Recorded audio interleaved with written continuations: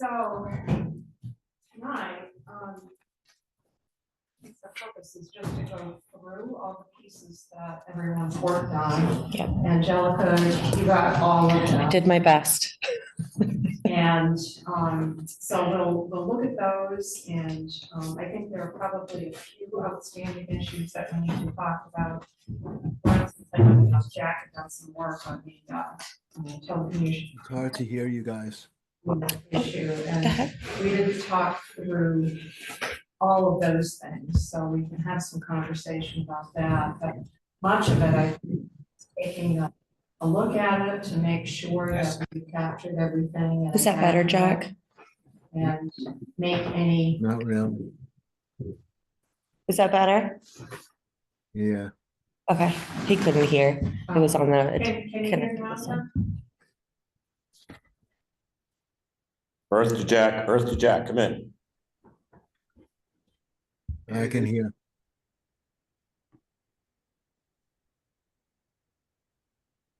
I hear most of it.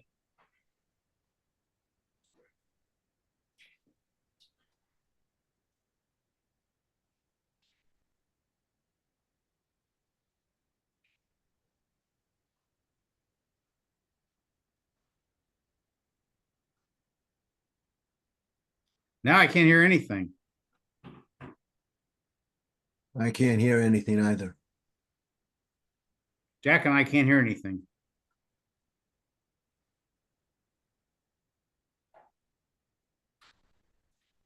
We can try to lip read.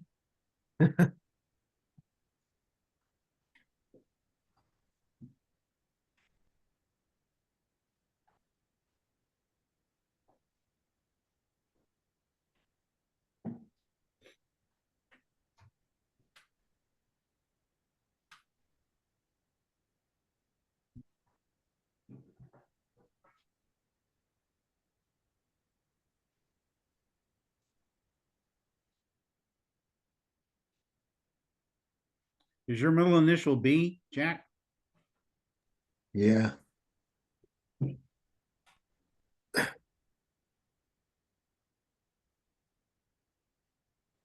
Can't hear you.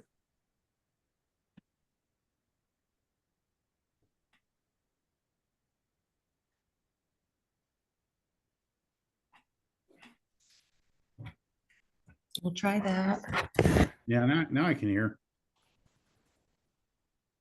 Can you hear now? Yeah, Yeah. I hear. Okay. Jack, how about you? Yeah, I can hear. Everything tested good here. So we're move the L. No, there's a plus sign on there. I just kept on hitting the plus sign, hoping something would happen. Well, I moved it back over to the computer. I don't know. We'll do our best. Okay.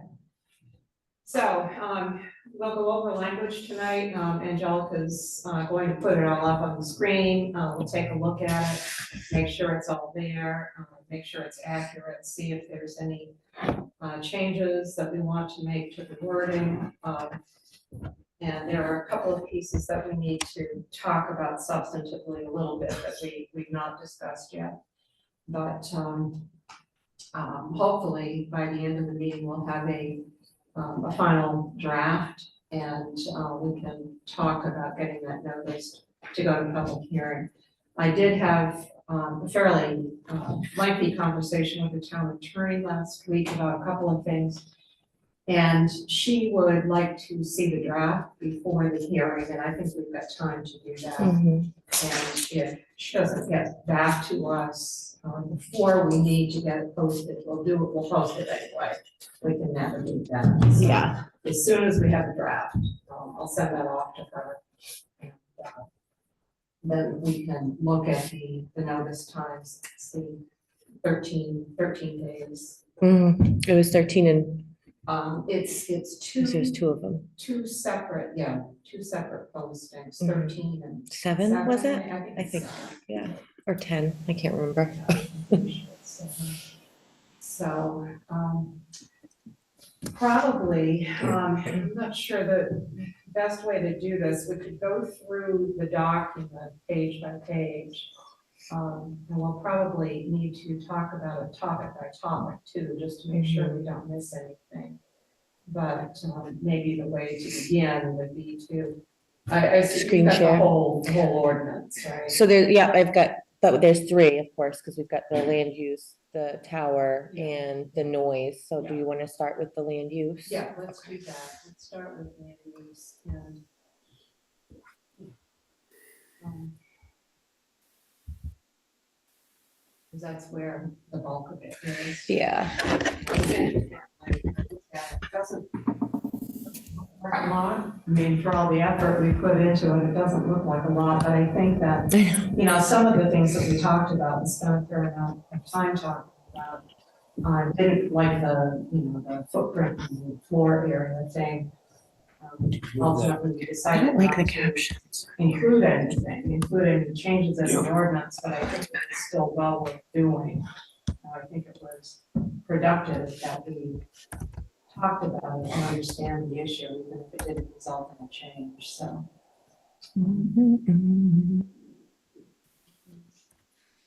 Gotta be a better way, quicker way I can do this. Let's see, let's make it a little smaller.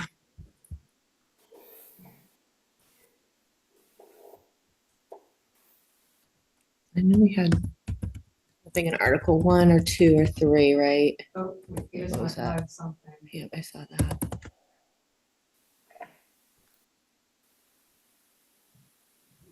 So, yeah, Yeah, now, that was related to the footprint floor area. Uh-huh. Yeah. And we were not going to make any changes in that regard. Can we see this? Oh, no, what do you mean?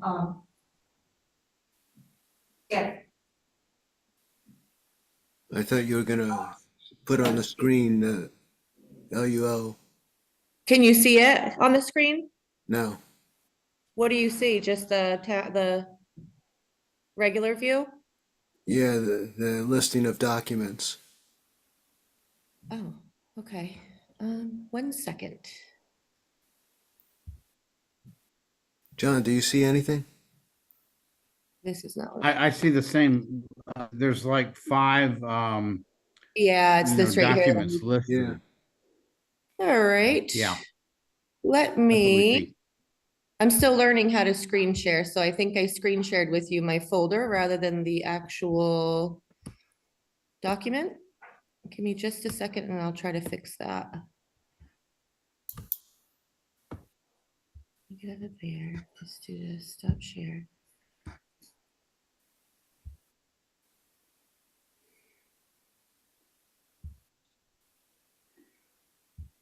Okay, I just want to. I want to go in there. Ooh, it's not what I want to screen share.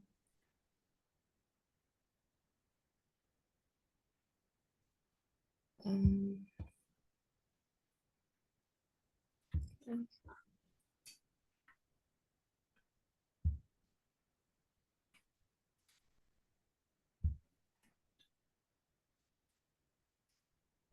maybe that's all I have to do. What about now, Jack? Yeah, I'm getting a document. Oh, good. Okay. Okay. Yay. Phew. can you see it, Jack? was Paul saying that we're gonna leave this piece in? No, I was, yeah, oh, yeah, we're not going to delete it. Yeah, so that's gonna be left in. Which article are we in right now? We are in, I think, 3. Yeah, 3. in 3 under non-conformance. Yeah, 3, 3C2. thank you. Yep. Yeah, that only makes sense if we were throwing up floor area. Just Yeah. do it. Okay. So So I can just, so keep it, delete the delete. yeah, okay. I'm gonna reject the deletion. Change that. Oh. That's fine. That's okay. Deal with that later. Okay, so we had.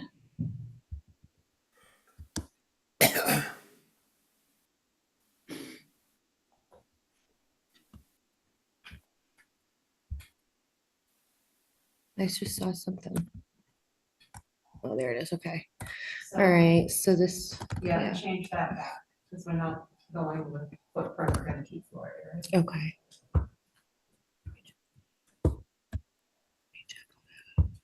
All righty.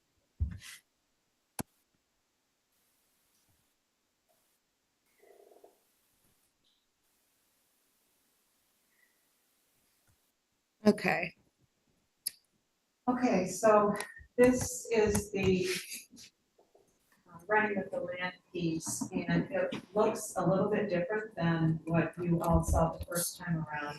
This is a result of my conversation with the town attorney. And she was quite clear that she would not support the approach which confused me a little bit, because I thought she was okay with it initially, but she was very clear that she wouldn't support the approach that was in the earlier draft that talked about the planning board being able to decide whether or not they were going to require a look at approval of financial and technical capacity.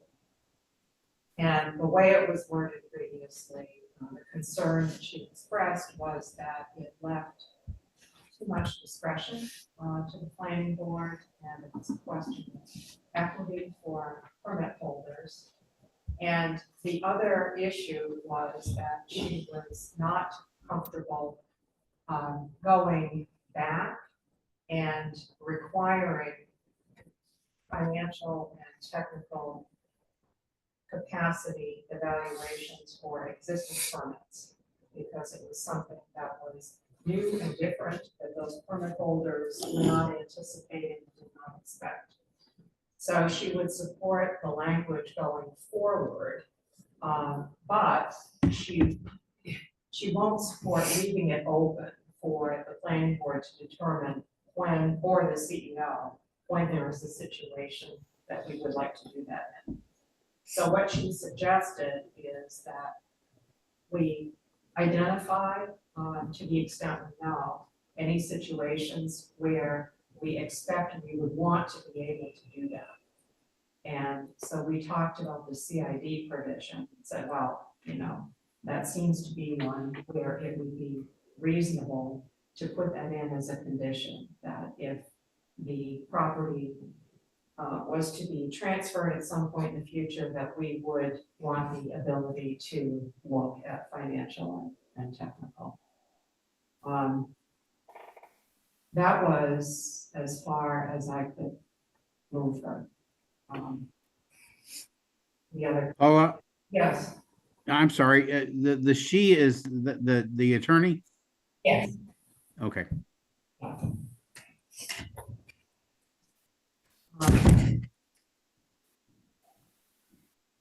She's got a vast amount of municipal experience. I find myself not always agreeing with her, but she does have a huge amount of municipal experience. And she is the person that we need to run all of this by before we go to hearings. I think the idea of, not having retroactive effect, I mean, I think she's right on that. I don't think we can do that, but and I the issue about leaving the board with discretion, I that's probably a little loose too. So it's probably good to try to nail this stuff down in the ordinance. The original concept was that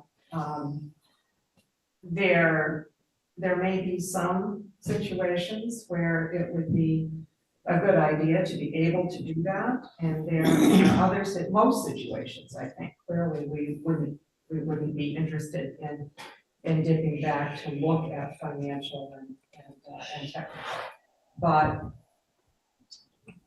her position was that we should not be able to pick and choose, that we need to state right up front which ones going forward we would want to look at in that regard, and otherwise we just don't have the ability to do it. So this stays. My own view is that, I think it's arguable, her legal conclusion I thought was debatable, but as a matter of policy, I prefer it. I don't think we should be, I think you're right, for projects that were granted, were subject to Article 9. If there's going to be a change, then I think we should assert the right to look at technical issues. Yeah. They're major projects, 5,000 square feet. And, you know, the option that we have, if there's, you know, I kind of picked Article 9 stuff and said, yeah, okay, let's go with that for now, but the other option would be if there are types of projects that we wanted to identify in this piece. I mean, if there was something in particular that we wanted to have the ability to go back and look at financial and technical, we can put it in here. Her point was not about the type of project, but about identifying it up front. Now, if we wanted to say, you know, Article 9,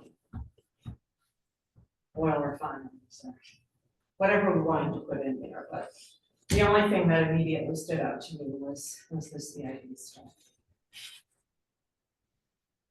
So I don't know if you've got any thoughts or ideas about that, but that seems to be the option. So if somebody's buying a existing business and the permit to run with it, we're saying if it's part of the CID, we can ask for financial and technical. Right, if we go forward with this language, but any other kind of project, we wouldn't. Are we, and then it's kind of subjective whether we think that they're qualified, isn't it? Are we qualified to make that decision? Well, it's a, you know, it's something that we do as a matter of routine for a site review. People need to put forward financial and technical information, so we do that. And usually it's not that complicated. There could be some situations where it is. The language that's on the screen right now, does that refer to Article 9 or? Yes. Missing something? Can you go down a little bit further? I think Yep. maybe it's, yeah. it's Sorry about that. in this last one. Yeah. Yeah, all developments approved under Article 9.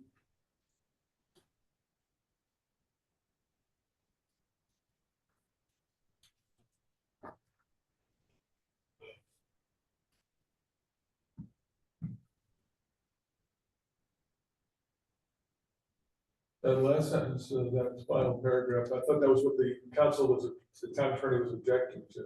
Now, this is going forward.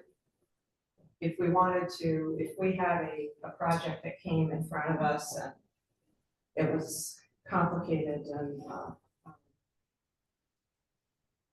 she was okay with this and with identifying a class of projects as well, like ours.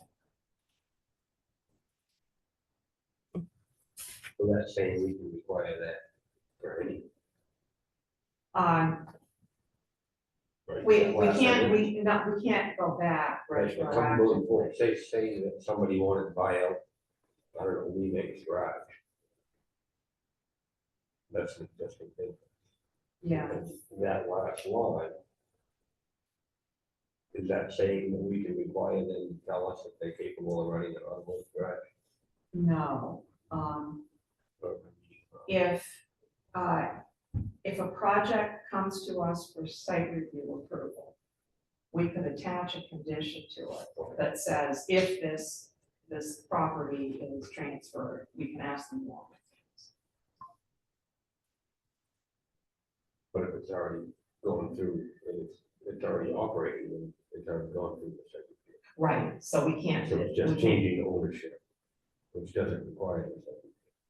Right, Okay. right. Yeah. Right. Okay. Yeah, so the first sentence, talks about CID stuff, and it says, shall be required to obtain planning board review prior to any change in ownership to determine the ability of the new owner to meet financial and technical. Planning board may also require such review being, ability of the new owner to meet financial and technical. But for the CID that are currently existing, if they sell out, say John sells his storage unit Right, tomorrow, they don't have to go through this, right? Because it's already existing, so it's just the ones that come up in the future.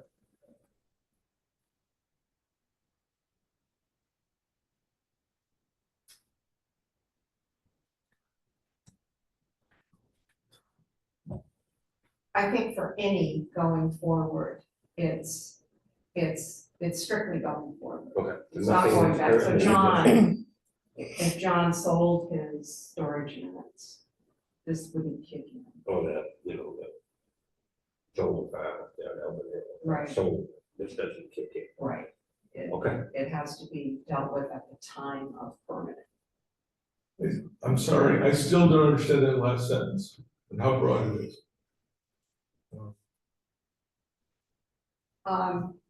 What it was into. I'm struggling a little bit because she wrote that piece. It literally, to me, opens up the whole thing. Yeah, so you can put it in any segregated wall. Yeah, going forward. Yeah, it does. So, the difference in my mind is that the first part of it identifies Article 9 projects and says for all of those going forward, this is gonna be a condition. But then, the planning board can choose if there are other projects that come to us that we want to attach to condition. But it has to be at the time of permit. But how does that? It relates to the change of ownership. So it's time the new owner wants to come in, seeks to come in, and we can require that. Yeah, so if we were permitting something, this says we can put a condition on it that says, if this property changes ownership, the new owner must come in so that the planning board can evaluate financial and technical things. So it wouldn't do anything, you know, whoever gets the permit, it wouldn't require anything on their part. It's only if it's transferred, if it changes ownership. So does it make sense? Well, if a business starts up and agrees to that, and whatever it's part of the deal, and then 20 years from now it sells, I guarantee the realtor ain't gonna know about that. The owner probably will have forgotten about that. The new owner won't know. So then where is it? Well, It's probably been changed by then. you know, that may be true of any condition you put on approval. It would just, if they bought it, business, the money's changed, and then they find out that, and then they come in, and somebody's got a personal grudge or whatever, and decide that they're not qualified, then what, then where do they go? What happens then?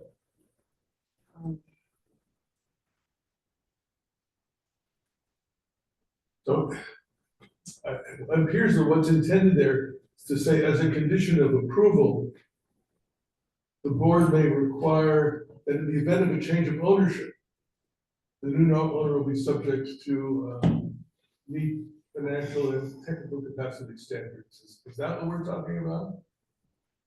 Yes. But that's not what it says. I understand the need for it, I'm just not sure how it works.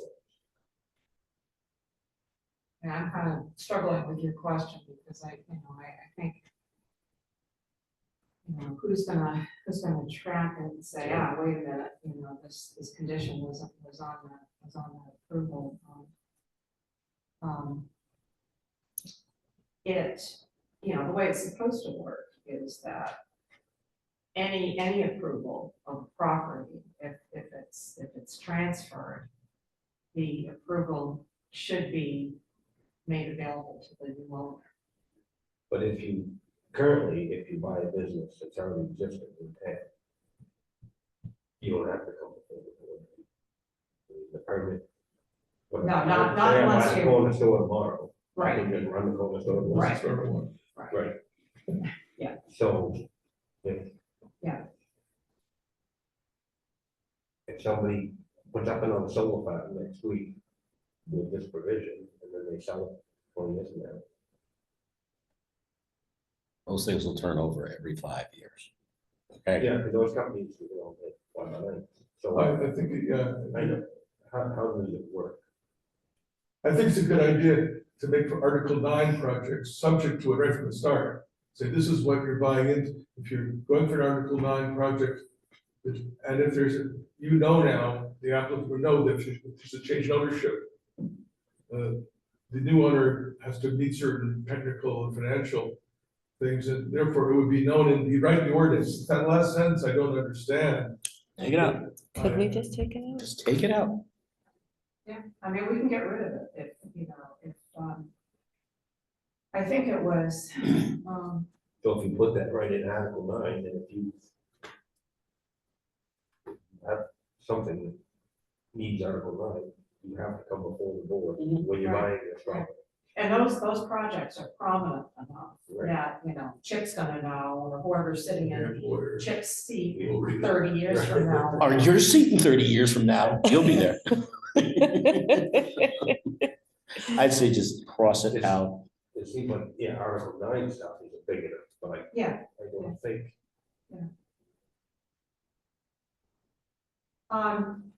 how's everybody else feel about that? Just get rid of the last sentence and keep the Article 9 provision? Yeah, that's fine. Peter, you had some language suggestion for the first sentence as well. I did, Oh, I thought you did. I thought you moved the words around a bit. only for the last sentence that you're taking out. Oh, okay. I thought you were talking about the other one. Okay. All right, so.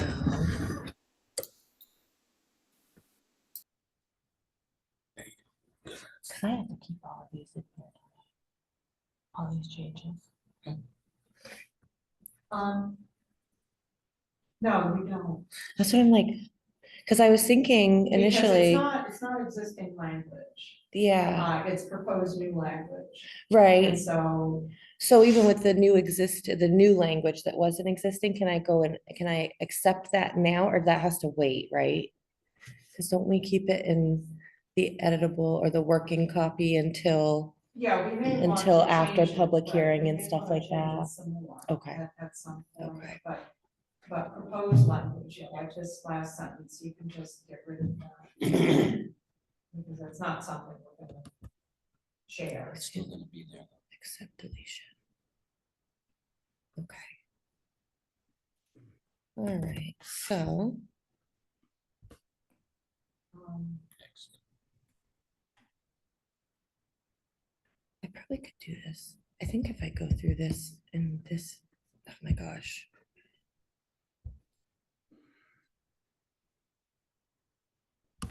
Sorry, guys. This is all driving me crazy. Okay, I think I can do this quicker this way. There we go. Instead of trying to go through the whole thing. All right.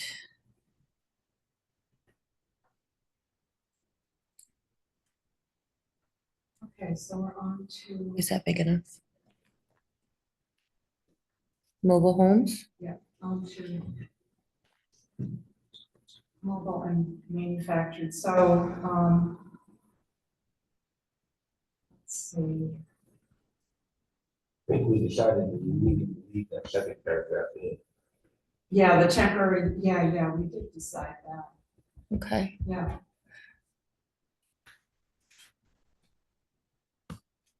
How do I do that? Let's see, we checked. There we go.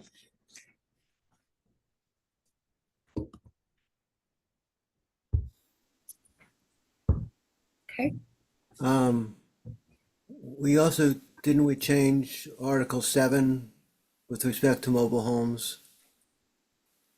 The table of uses, so we should double check that. Mhm.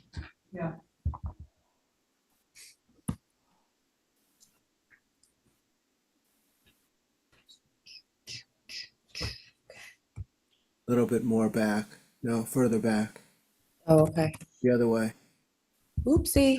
towards the beginning. This computer.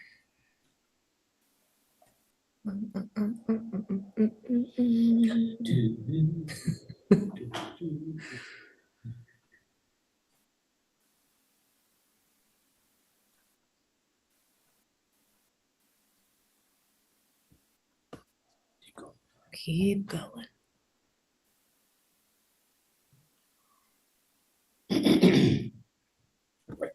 Boom, there it is. And it was supposed to match up with single-family homes, right? Yeah, I made a mistake somewhere there. So C, C, C.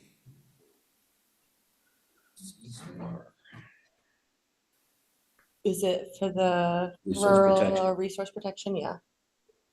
Yeah, And the, what's the SP one for? Shoreline. Shoreland.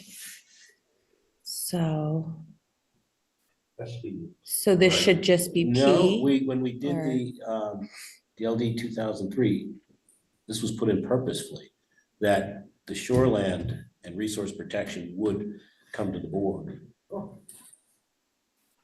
My power away.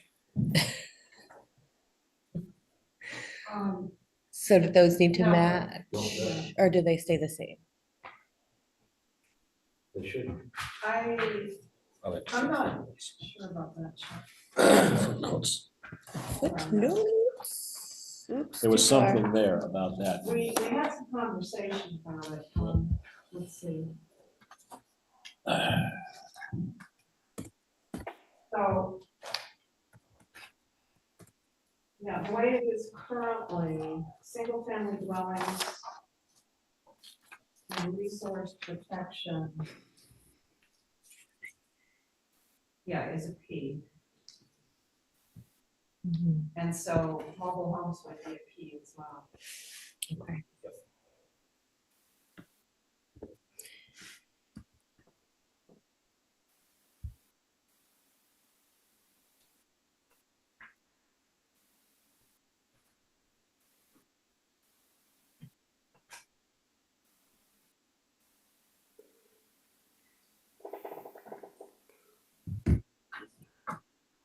Why is there an N there for stream protection? The N was original, Yeah, should that still be there? no, it should be gone. Okay. It probably should be, but for It a has to be single the same family, we got to already. C with the, C6. yeah, so it should be C6 for mobile homes as well. Okay. And then This one? Now, that one is not related to Any of mobile this? homes.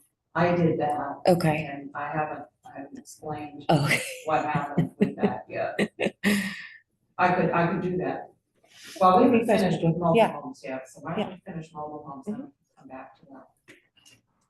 So, Okay, so we're good with this, right? That was- I think so. Let me see. Okay, good. It brought me back. Okay.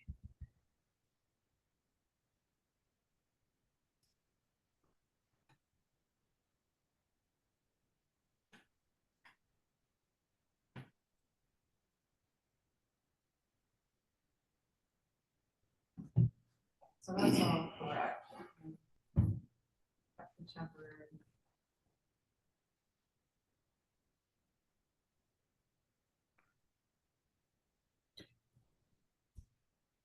All right. Good with this one? Yeah, I think we're ready to keep going. Perfect.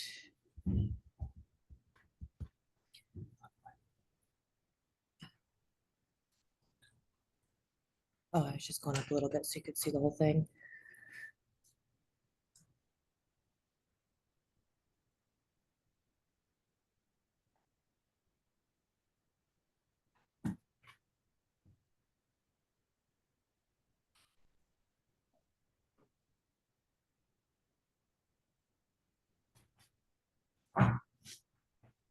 What is, How does this change? they don't wanna know. take that sentence out, put that other one in, and what we got going there? I don't know. I can't do that. So the comment says, potential definition revision, a structure designed for and occupied by one family, which may include an accessory dwelling unit or manufactured home as part of the property. I don't get it. I don't think we talked about changing the definition of single family dwelling. I don't recall any discussion about that. So this is, when I started this working copy, I pulled the one that Dana sent me with Dana and Brandon's corrections. So I'm guessing this is maybe just a suggestion that he had noticed when he was doing that. Do we need to change it? I don't see I don't why. know. I think it's gonna be a problem to change it in that way. So should we just not do that then? I mean, Seems kind of clear. clear. Yeah, Mobile or modular homes would be single within the definition now. Yeah. right. Bringing in accessory structure What the heck? makes a bit of a mess. How did I just lose that? Sorry. Okay, there we go. So we can, Just leave that the way it is. if it'll let me.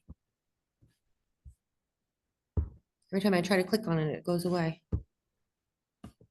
Okay.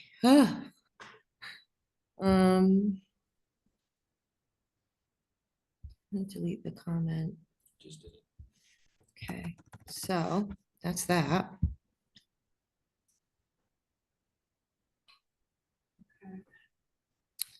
This brings us to the modular and mobile definitions. What's that? See, I didn't see any of his changes. Oh, okay. Can you guys see, is it big enough? Do you want me to make it any bigger? Okay.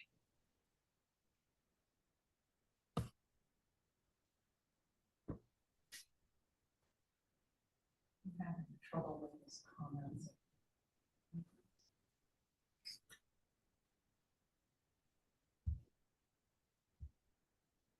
Does that help? Yeah. Fairly. Yeah.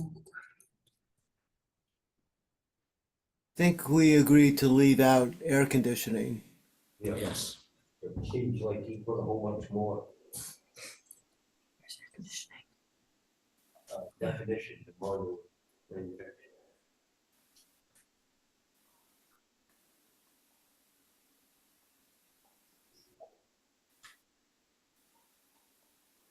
Suggest we consult with legal counsel to see if we should replace mobile homes with manufactured throughout the entire law.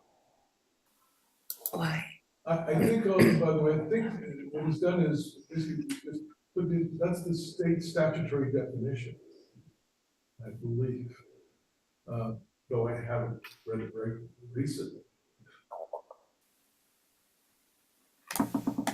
If we, We're allowed to be less restrictive.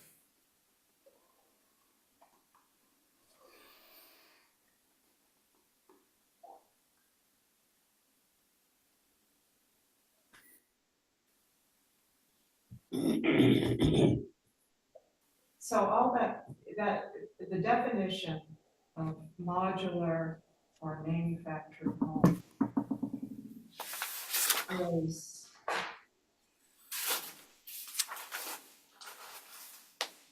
that's what's in the existing ordinance. Mhm. I just thought we should cross off the word air conditioning. Right, right, I don't agree, yeah. It seems like Um, defines it.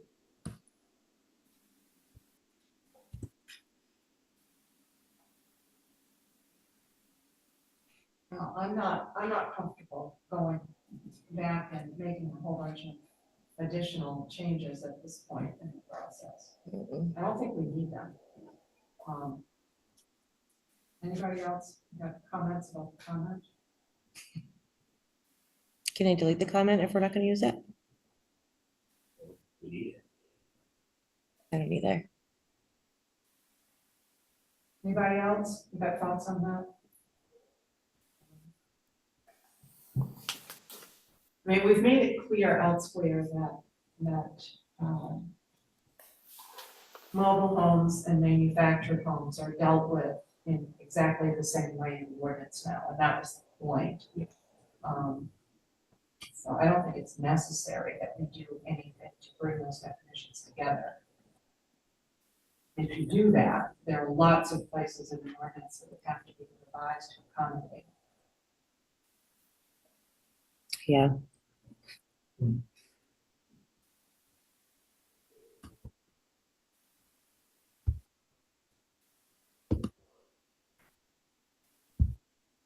Yeah. Just going to it. Were you guys good with the rest of that? You ready to move on, or did you want to keep looking at that one? You get rid of the air conditioning. Yeah. Yep, I did. So was there anything else, Brandon, in here? Just that we needed to put the Oh, right. the recreation.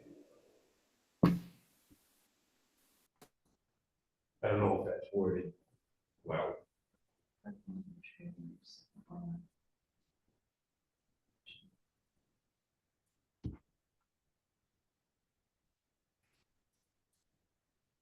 The information I found online kind of said that a park model was a mobile home, but Chip found better information that was clearer, that said they're not mobile homes.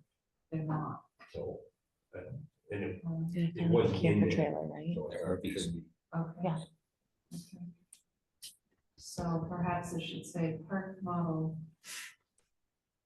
RVs. trailers, park model, mobile, it's mobile home, right? They're not, no, they're a camper. Could you just say park model? It says right there, homes? our recreational vehicles. Yeah, they really are, except they're built different than a camper, but they're still a camper. Could you call it a dwelling, or would that be confusing? I'm just wondering about that word trailers. Because Right. I don't think we use it anywhere else, and then, Campers, um, call them park, they're trailers, but they don't never have an engine. I'm just wondering whether we even need that at all. I'm just thinking because my parents used to live in a park model in Florida, which was absolutely not a recreational vehicle. Well, they're really, yeah, see, that was the gray area. Because a lot of the park models, you can actually live in here, right, they're built. Yeah. Well, But from what Chip found, was it the state? It's a state. The state says that they're not, Park models are They're not not to be mobile considered mobile homes. that they're still considered a recreational vehicle, and it's probably for a tax thing. yeah. Hmm. What if you just got rid of that sentence? We could, is there a practical problem with getting rid of it, Chip? Could be, I mean, we got it there because there was the question. Well, They're struggling with this over in Wayne right now. so, But it does lay it out. It says, look, park models are recreational vehicles and they're not to be considered mobile homes.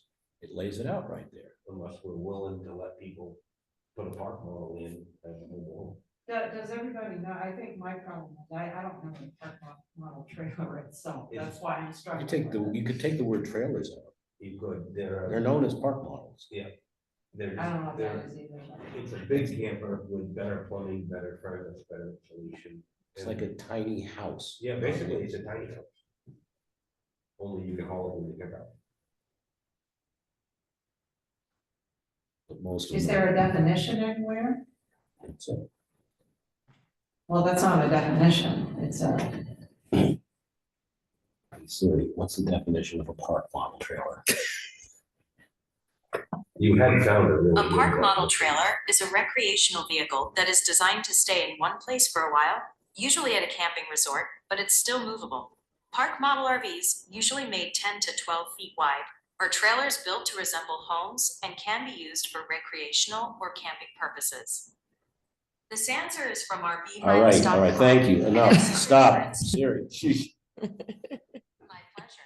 pleasure. So basically, it said the same thing as that saying. If you don't like the word trailers, that could come out. Could you put park model RV? Park models. Or just park models? Yeah.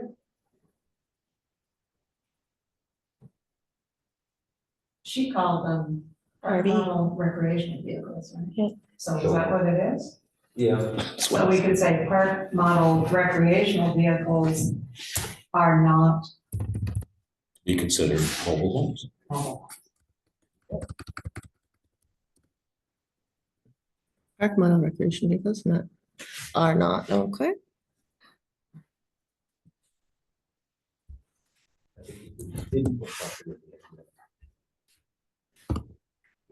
Leaves it open, yeah.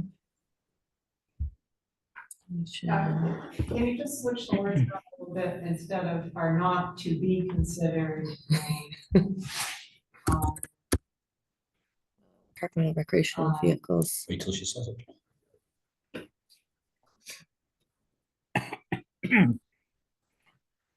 Are not considered to be mobile homes. Not mobile homes. Yeah, It's I'd say that to be too. considered.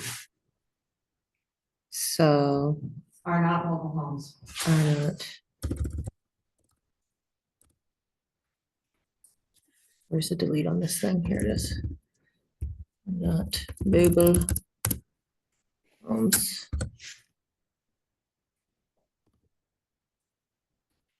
We already have, the last line of the definition of dwelling unit also already sort of deals with this. Term includes mobile homes and tiny homes as defined, blah, blah, but shall not include travel trailers or other recreational vehicles.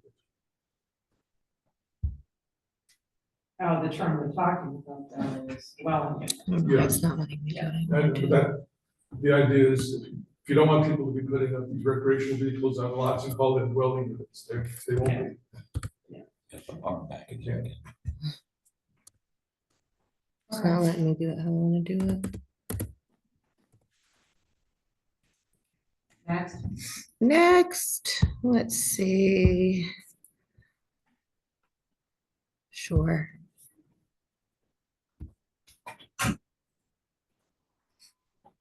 Hello. Good evening.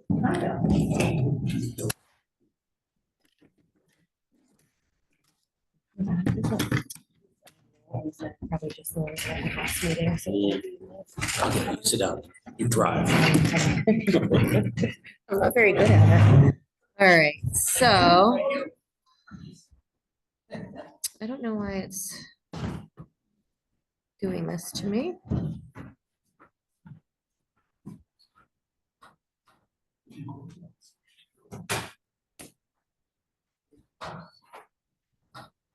Bill, this is this was we've had several special meetings to go over land use ordinance changes that are being proposed. So we started at 5:30 actually. This was not a 6:30 night, it was a 5:30 night. So we're kind of in progress. Welcome. Definitely welcome, but we I was on the road, I probably didn't.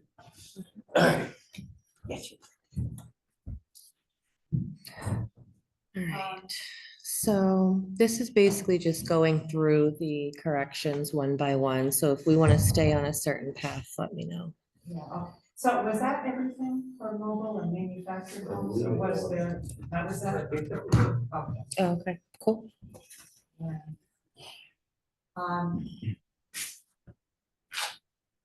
Well, since this one is up there, we can talk about this one.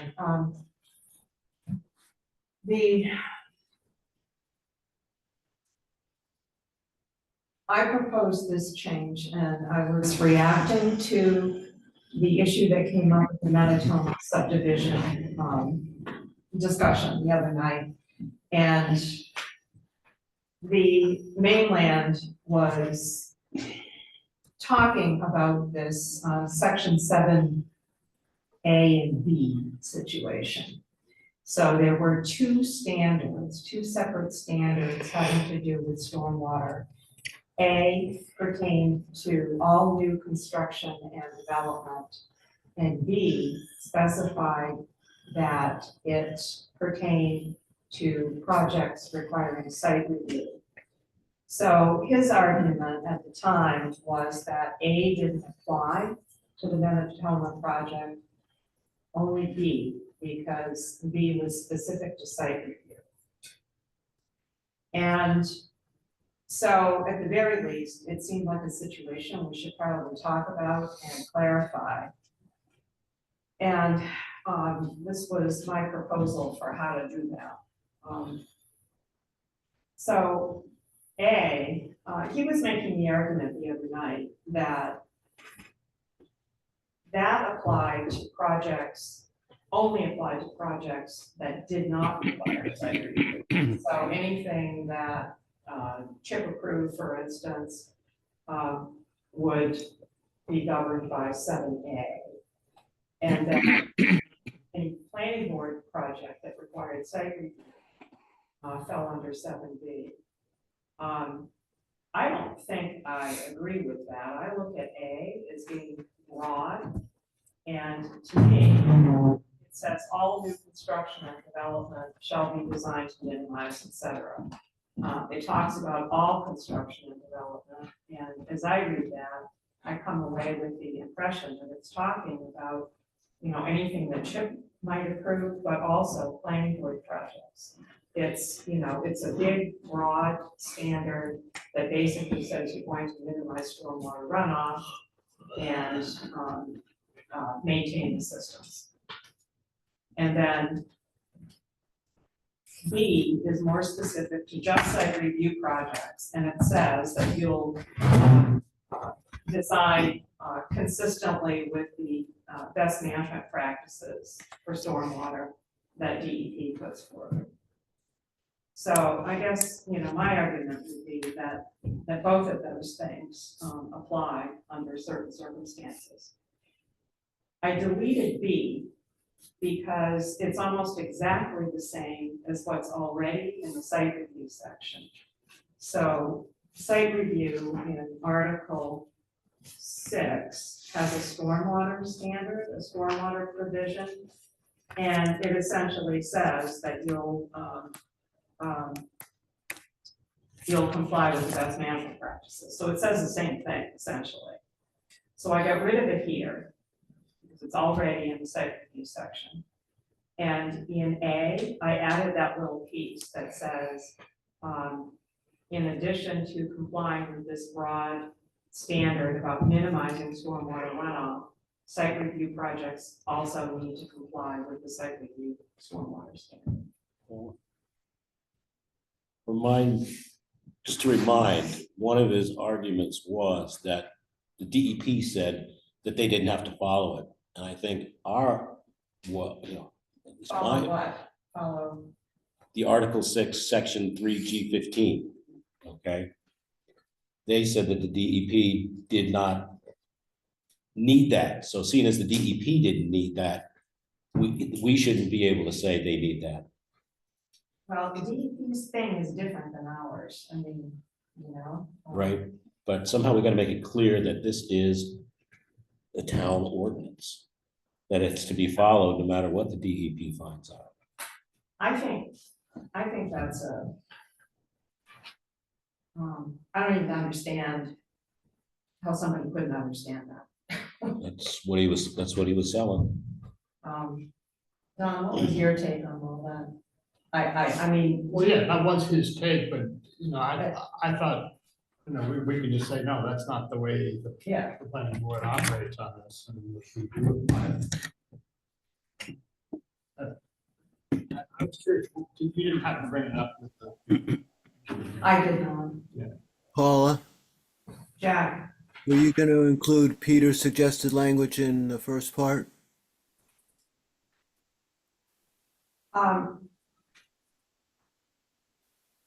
what was Peter's language? It's, Is it? it was, I don't like the use of the word minimize in that context, I think what we're saying is That's to reduce to the greatest extent possible, an excess runoff compared, this runoff that's in excess of current of pre-development conditions. I'd also take out the word natural, because natural is either redundant there, or it's supposed to mean something I don't understand. We're talking about, we're measuring pre-development versus now, well, versus what's proposed. And the idea is that their plan should say, well, if there is going to be additional runoff, it's going to be reduced. We have to show it'll be as little as possible. I did read your language, you know, I was thinking of it just now. Part of the reason that language that you're talking about is existing language, and I didn't go back and change all the existing language. So that's not a new piece that I wrote, that's what's in the ordinance currently. But we can still change it if everyone, you know, thinks that Peter's language makes it clearer, which I think it probably does. Yeah, I like that language. Okay, so.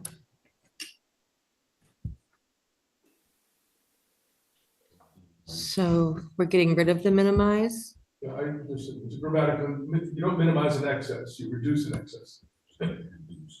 Okay. Reduce To reduce stormwater. to the greatest possible extent. You could say greatest possible extent, whichever, how are we gonna put the adverb, the adjective? So it's to reduce to the greatest possible extent. To reduce, okay. Do we want possible or do we want Practical. practical? Well, I've considered that, but I thought that you guys wanted something stricter. I mean, I wouldn't object to the practical, possible, it's not clear in this context how that would play out, the difference between those two words. I don't have a problem if you say practical or practicable. I think that's less objective. And then it says any stormwater runoff.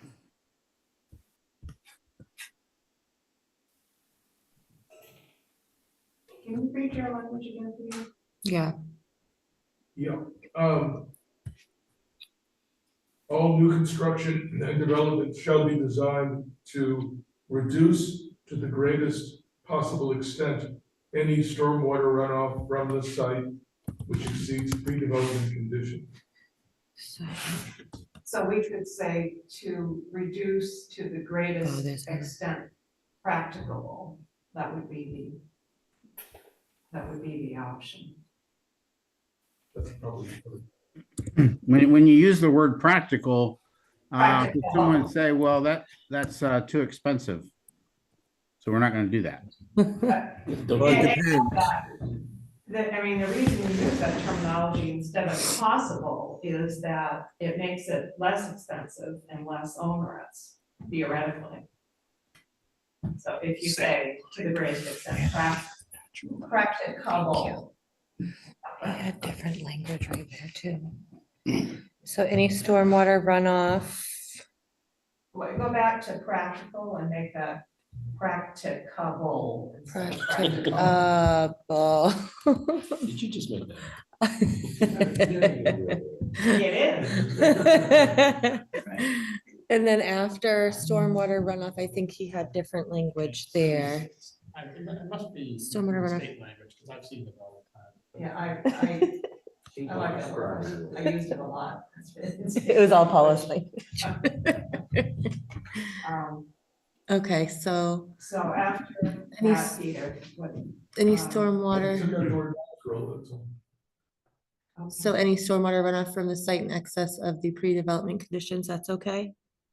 I took it off the first time, I wasn't dealing with it the next sentence. I know, I just realized that that was in there twice. This is when I was trying to be Existing, natural runoff control features. yeah, that can That's stay, fine. that can stay. Okay. That's what it means, that doesn't mean. Recheck. I hit the wrong natural. All right. Was that it for that one?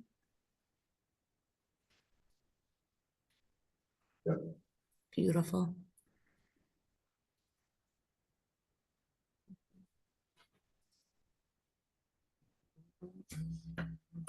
I think that taking out the A and the B, making it just one, it makes a lot of sense.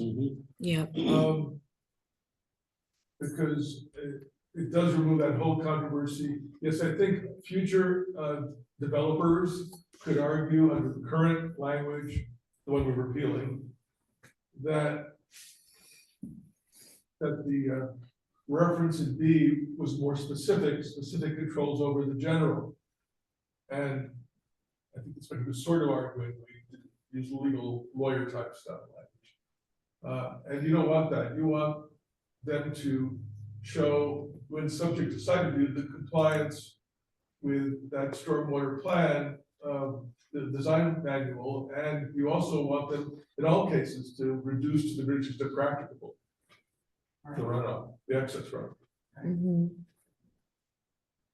The one other thing I did here, was to update the reference to the best management practices. There was a more recent than, 2006. That shows up, can you go back to Article 3? Back to the site review piece, because I had inserted it there. Let's see, it's on page.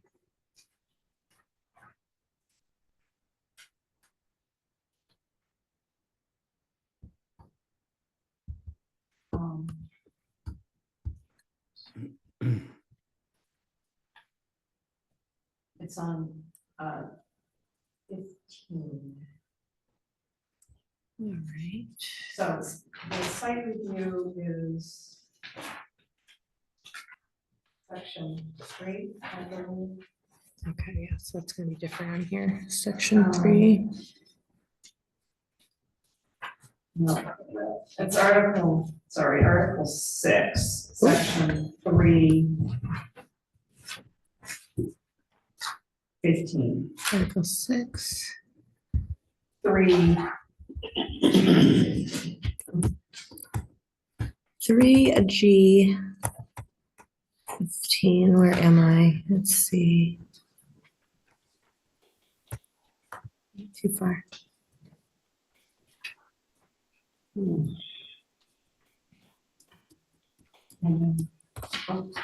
That was K.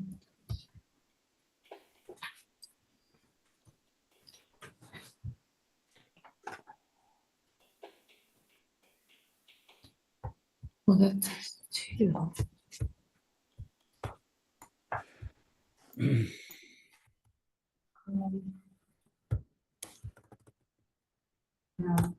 Okay, there it is. There it is. Okay. Okay, so I changed this one. This is the stormwater standard in the site review section. So that blue is, those are insertions that I made. One of the things I did was to update the best practices manual dates, because there are newer ones than what's in there currently.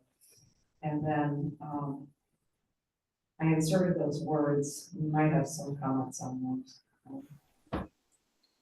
One question I had on that is the word comply, and the reason is because they're not regulations, they're not rules, they're. Yeah, I'm just wondering if we should say follow. yeah, Or shall be consistent with it or something. yeah.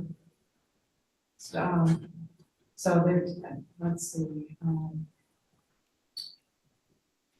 The proposed activity shall. Shall, I suppose it could be followed or be consistent with the best management practices. And that's gonna replace this comply right here. Right. So what's your preference? Doesn't matter. Paula, Yeah. Jack? I can't hear you very well now. Oh, you can? Didn't do anything. Can you hear me now? Yeah, somewhat. You and I talked about putting in like Article 1, some general language about where federal or state statute or rule changes, that we follow those amendments until we make any other alterations. Oh, yeah, we did talk about that.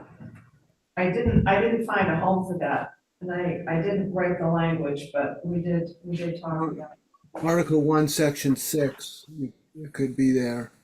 Okay, well, let's go to that in just a minute. Let's finish this one, and then we'll come back to that. Be And what consistent. Jack is talking about is that, I remembered some of my experience with the Attorney General's office with state rules, and they were adamant that it was inappropriate to include or as revised in the future language.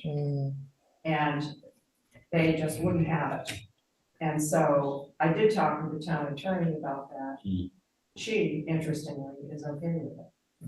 So I think it's useful, so I think we keep it. Okay. But it surprised me because that certainly, I don't know what your experience was, Oh, yeah. Don. That's your experience too, yeah. But I mean, that was embedded in my brain, but no, she was okay with it. I suspect it's not the right thing to do, but it's useful, so. We revisit it perhaps at some point in the future. Okay, and then, can you go up just a little bit? I made a corresponding change in the I think it's erosion control, it's up here. Oh, yep. Yeah, That's not the button I wanted. Yeah, there it is. So what I did there was to make the language consistent with what I had done in the stormwater piece. And I updated the references to the best management practices because these are newer. The ones that actually exist on the DEP website are newer than the ones that are currently in the ordinance. You want to leave compliant there? No, we should make the same change, yeah.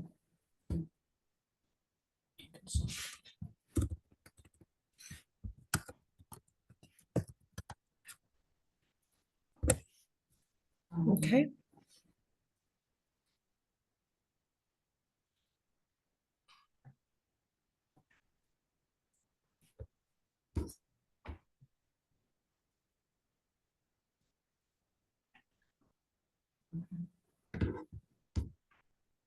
You ready for the next one? Yeah.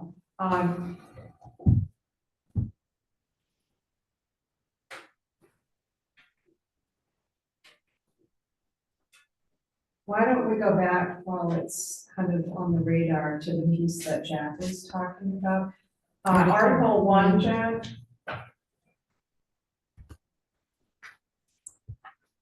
I think you said, what did he say, section 6? Jack? Yeah.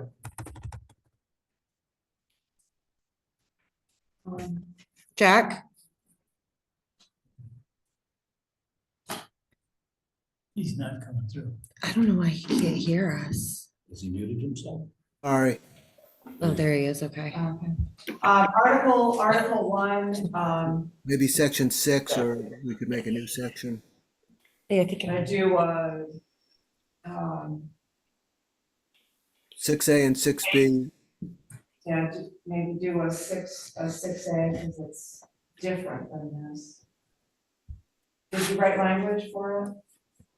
No, but I mean, I just wrote out something like references to state or federal statutes or rules shall include subsequent revisions to those statutes or rules unless the planning board determines otherwise or something.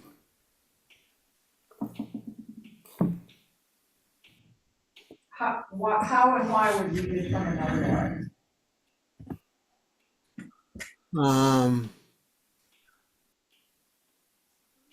I don't know, they might have. Well, we reference the DEP rules, but we're allowed to be more restrictive. I don't know. I'd have to think about that. If we would decide something different than a state statute or rule. I guess we could leave that out and just say that references to state or federal statutes or rules shall include subsequent revisions to those statutes or rules. I think that might be plenty. Because I think we'd still have the ability to talk about the substance of that rule in the context of the site review. And require more or less, depending on the circumstances.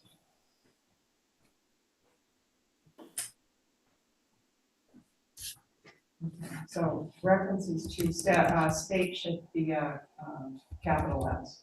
Okay. State or federal statutes or rules.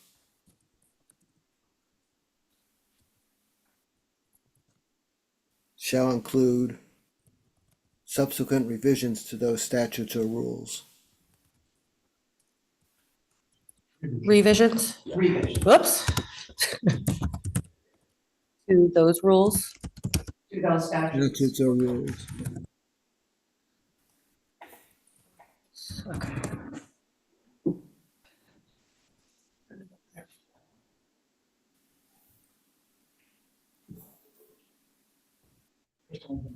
Okay. Does that become Go back six and B and the top sentence become six A? Or Actually, not the way, it just stays like that? yeah. Okay. Because otherwise, it's a way to avoid having to renumber everything that goes below it. It really should be. We can call it 6A and then we don't have to renumber everything else. Mm-hmm. Which is a real treat, given all the years of formatting on this document. And there could be a heading for this 6A, you know, subsequent changes in state or federal statute or rules or something.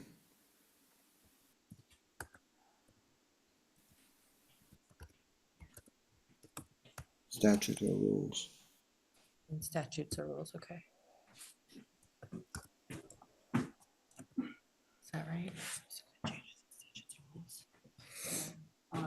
Yeah. Should that be all caps, Yeah. actually? To make it Okay. consistent with the other Yeah, darn it. And bold. ones. Caps and bold. Okay. Subsequent changes in statutes.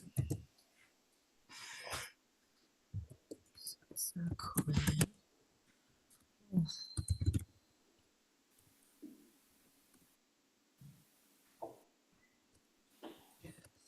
Maybe think about that now, don't I?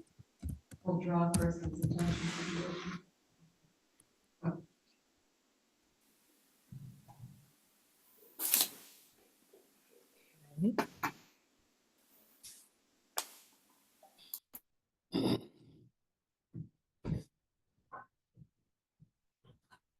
Okay,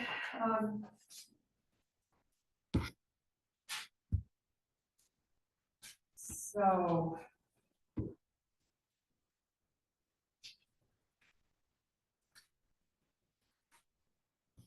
What's up next?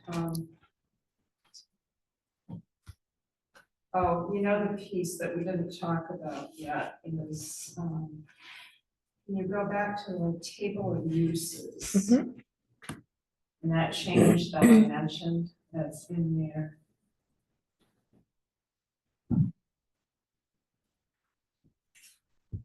While she's finding it, the issue that came up was that Eric had talked to both Jack and I about an email that he got from DECD, which is where the grant money came from to pay for the consultant when we did the LD 2003 changes a couple of years back, the affordable housing statute changes. And they, I was surprised they were doing this in so much detail, but they were going back through all the town ordinances to make sure that the changes that were made to ordinances were consistent with the statute before they would finally release the money and tell us that we didn't have to pay them back.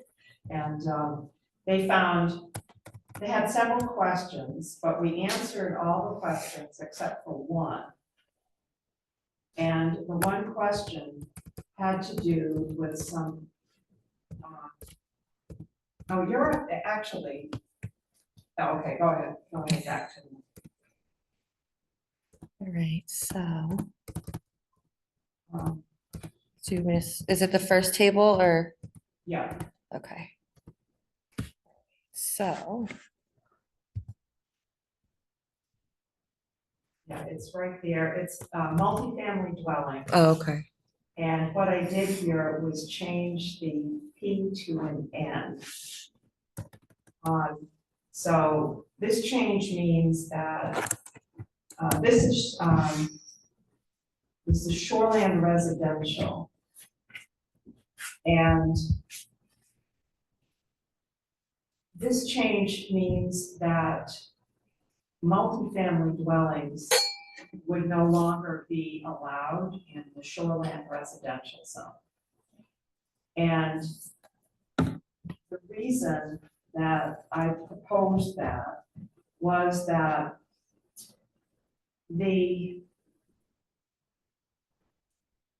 you probably recall the density bonus. It was this complicated system where there were certain situations where if someone was proposing affordable housing, they could qualify for a density bonus, meaning that they could put 2.5 times more units on the property than if it was not affordable housing.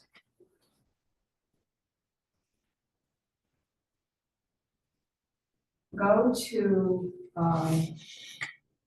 performance standards. It'll make more sense when you see the language that goes with it. Article 8, performance standards.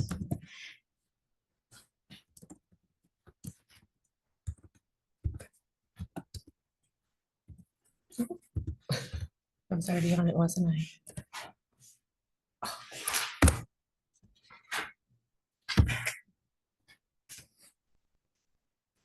And F, section 1F. Okay.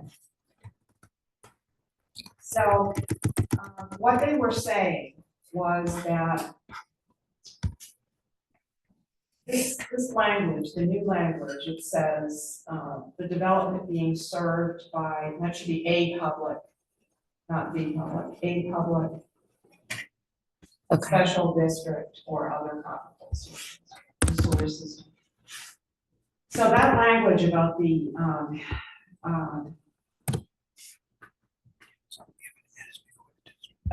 sewer. Actually, there was a water piece too that I think I sent you. There was something about water and sewer. But Okay. so this language comes right out of the statute, and it says that a town must give an opportunity for that density bonus if the affordable housing development is in a designated growth area, or if it's in an area that has public water and sewer, or a comparable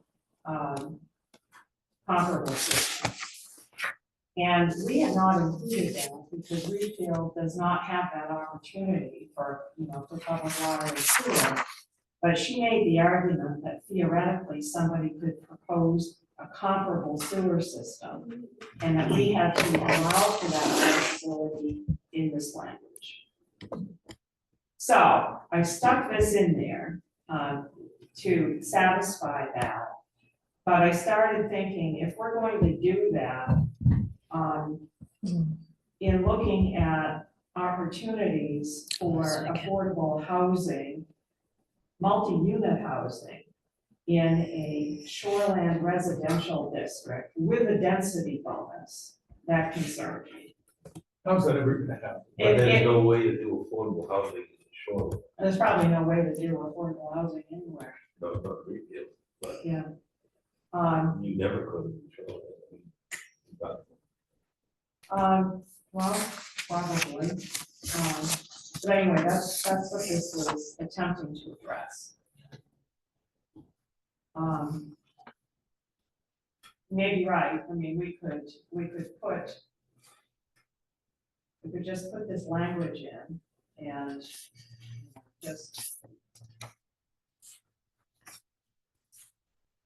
just leave the shoreline piece, but my thought was that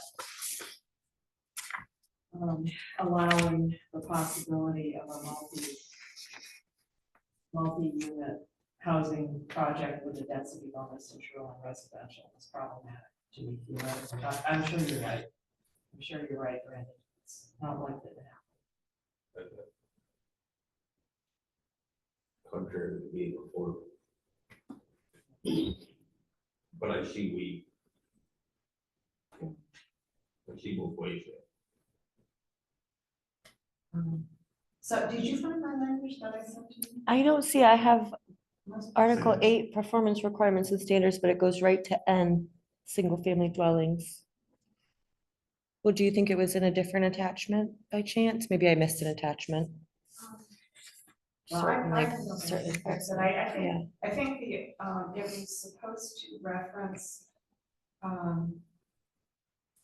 sewer systems and water. Yeah, Yeah, and I think that's the language I sent you, but I can find it and fix it. okay, We don't yeah, I have to don't worry about it right now. see it on here, but I could just So be, you're saying just to not allow multifamily dwellings in the shoreline.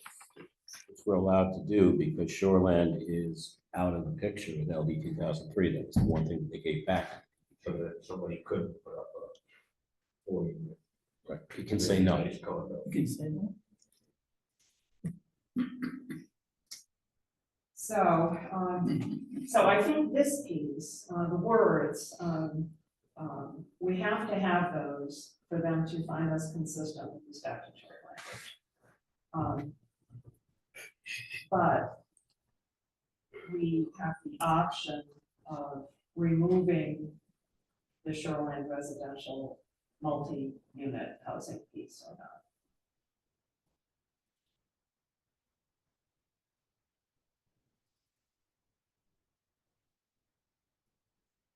So.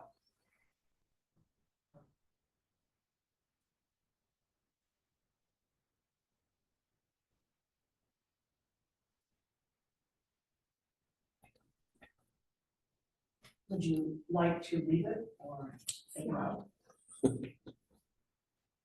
It's good. Have you got thoughts about this, Jim? It looks good to me. Not the Good to me. language, but the table of uses. I would say no, just leave an N there. You would say, leave it in, leave multi-unit housing. No. Put the N there. Put the N there. back on the table. Shoreland regulations are out of the picture with this. We know that the town's allowed to make shoreland regulations more strict than the broad, state. So that in mind, they talked about this at a lot of these conferences. You can put an end there.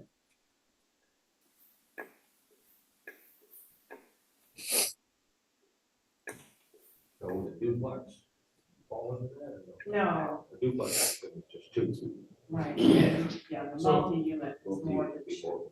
So what we're really talking about here is whether we want to make sure there's no possibility someone's gonna put in a high-end or a condo, something in the shoreline. It would have to be, this is for the special bonus, okay? And it would have to be affordable. Oh, So no, No. I'm talking about, Rotating, that was completely- if it's in, right, if we put the N in, then no one can build a multi-unit building in the shoreline. Even if it's Yeah. $1 million condo. right.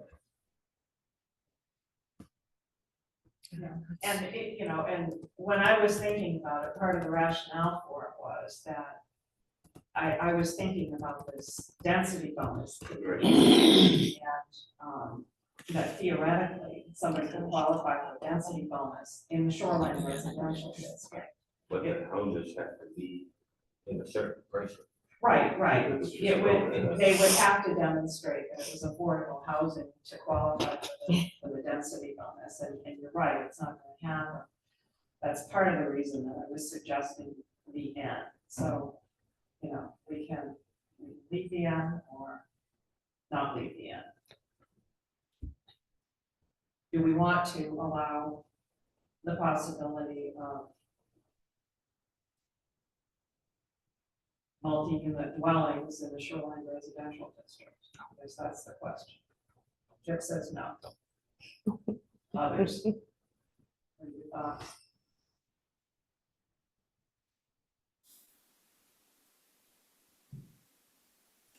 I mean, it's been permitted to this point. It's had a P there for, you know. If somebody's willing to spend that much money. And talk people into spending that much money to buy the unit. If it meets all the rules and regulations.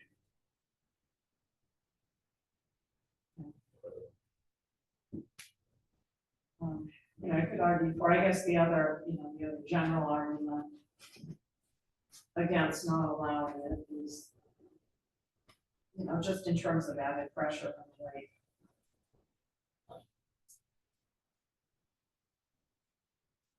Others, what do you think? I like the change.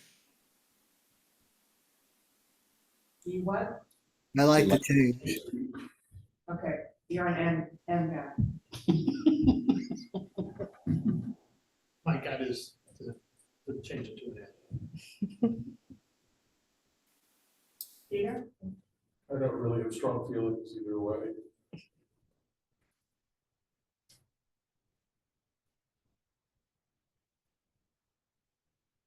John?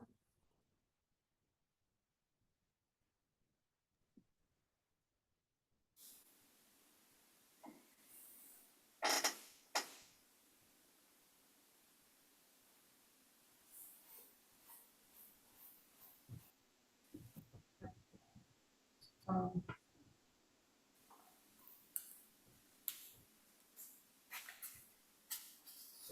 I'm okay with changing it. with changing it? Yeah.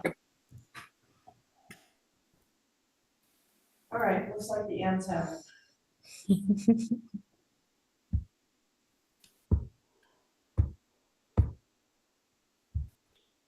Yeah, we're going right through them individually now. Okay, so we did that one. Okay.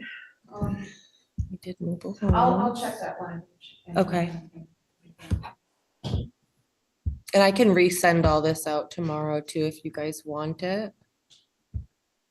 Yeah, With I think the- it'd with be a the good changes, idea. yeah. Everybody can read through it. And have the most up-to-date version. That one was just a numbering issue.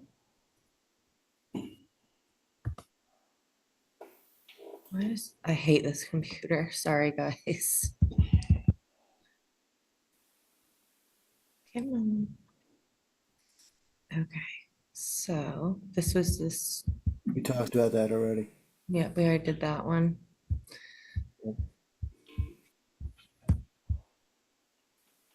Mm-mm-mm. That should be Florida. Oh. Get rid of footage. No, wait, what section is this? This is 16.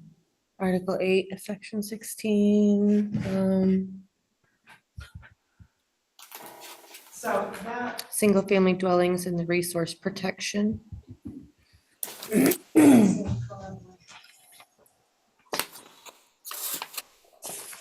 Why is it different?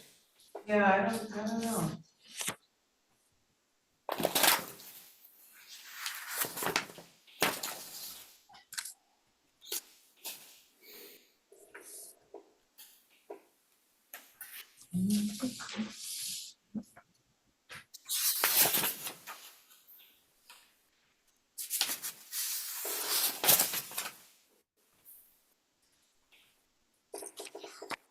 So current, oh, no.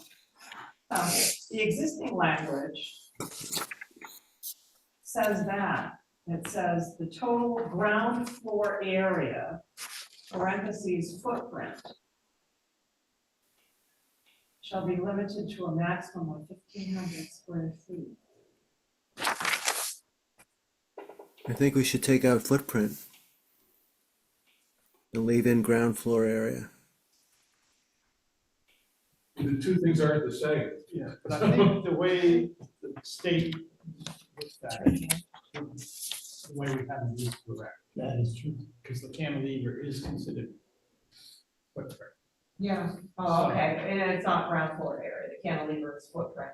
Well, it's, yeah, so Yeah, what yeah. we're trying to do is the ground floor area does include cantilever, I mean, because it doesn't really make intuitive sense. If you've got something that's cantilevered, it's not ground floor area. But that's what we're trying to get to there. Yeah, yeah, So, I mean, okay. but So, maybe you take out ground, and just, maybe you just say floor area. um, Take out ground, and you can take out.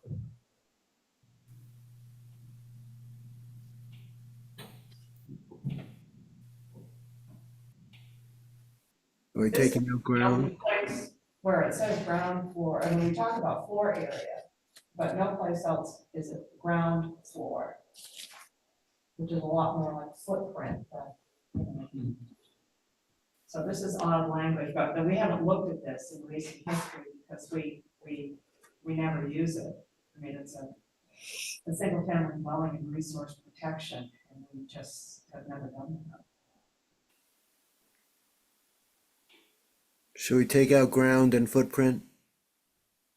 Well, Don just made the argument for leaving footprint, which makes sense to me. Okay, But take out ground floor area, like we have it here. And take out ground. Okay. So if it says the total floor area, No, ground has to stay.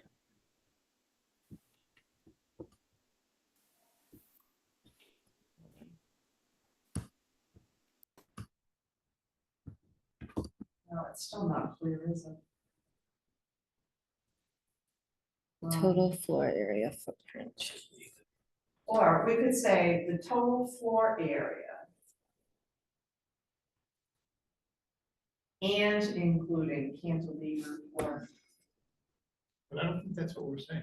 oh, it isn't? Because The floor area. because floor area is multi-story, and so this is just simply saying ground area is 1,500. And when considering ground area, we're going to consider cantilevered areas as being part of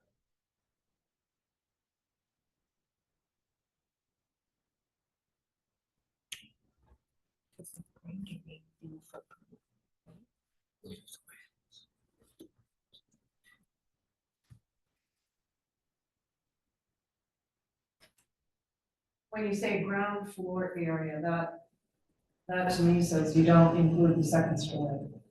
So it'd be the footprint. Right. If you figure floor area, you count every floor. Right. Which would count the cantilever floor, second floor, right? But what this is trying to get at is the footprint issue. Of how much square footage are you covering? And I'm just concerned about being consistent with the state. In this particular respect, what we're talking about here specifically is Yeah. single family in the resource protection I mean, zone. to me, it's like, why don't we just leave it the way it is Yeah. and not touch it, because Yeah. if you start monkeying with it, then that's something that Colin's gonna have to. Yeah, go back and yeah, review. you're right, you're right. It's been this way forever. I don't understand it. But we've not, I mean, we've never, that I recall, in recent history, issued a permit for house and resource protection district. I think there was one built with it without a permit. Oh, that's probably true. That's what we call rules.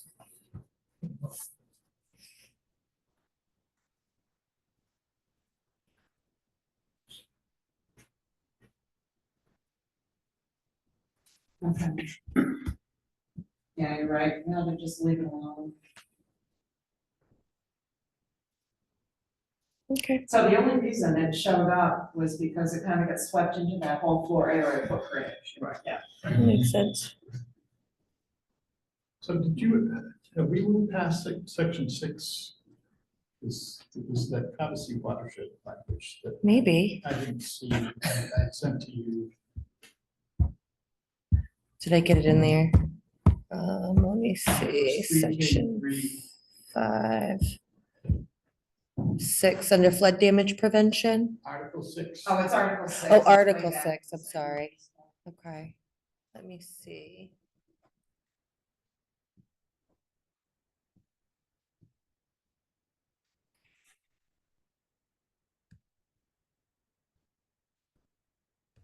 Why am I back in Article 8?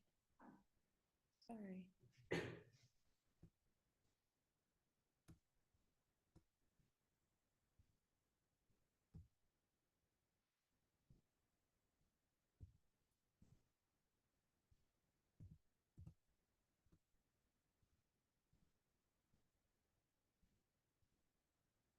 Right here. I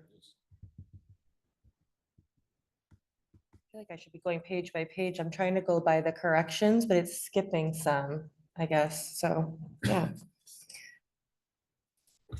Go up a little So bit is more. that, That's what I. that's the way you wrote it, okay. Oh, good. Cool. Cool, cool. Okay. All right, I'm gonna keep hitting the next and hopefully. Look at that one.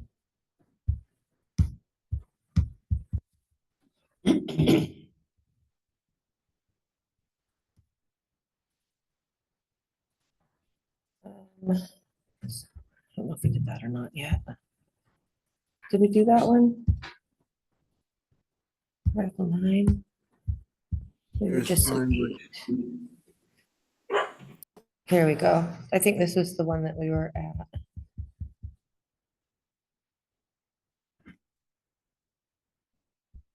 Oh, this was, Chip, this was your thing. Just Chip's couple of edits there.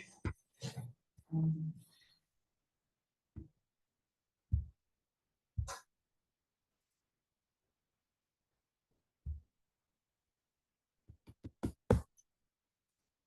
Rezoning.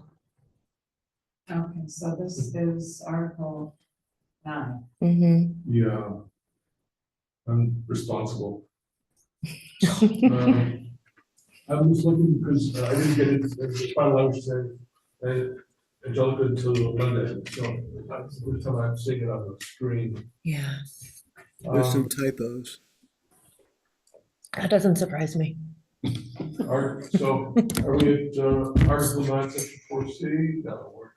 Yeah, go back a bit, Let's go. Angelica. Go back to the beginning of. Okay, okay. things.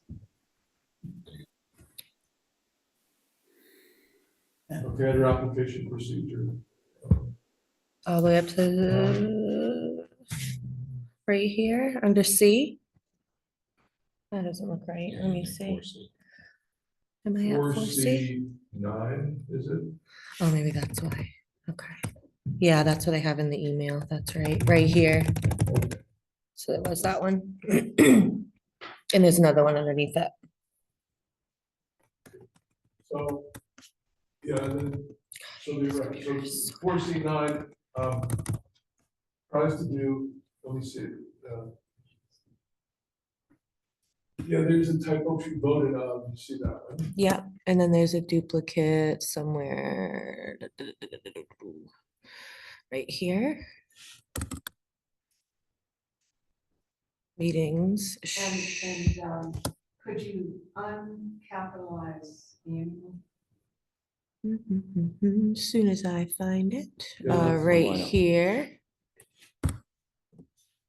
So what we were doing here, the current ordinance, would in theory allow the town to stretch something out, you know, like it would, Thank you. to the next annual town meeting, which doesn't seem, make sense from anyone's point of view. So I thought, well, let's try to, if it's not gonna be, if the town meeting doesn't fall within 90 days of the select board's passing along our recommendation, then there should be a special meeting called to do this vote. Not wait till the next, not wait for months. And Eric Dyer said, well, that's okay, except I don't want to be squeezed. I don't want to have an annual meeting and a special meeting too close together. So, well, what about if we say there's a 60-day period within which you can't have both, you shouldn't have both. You can, so that, and that's the intent of that language.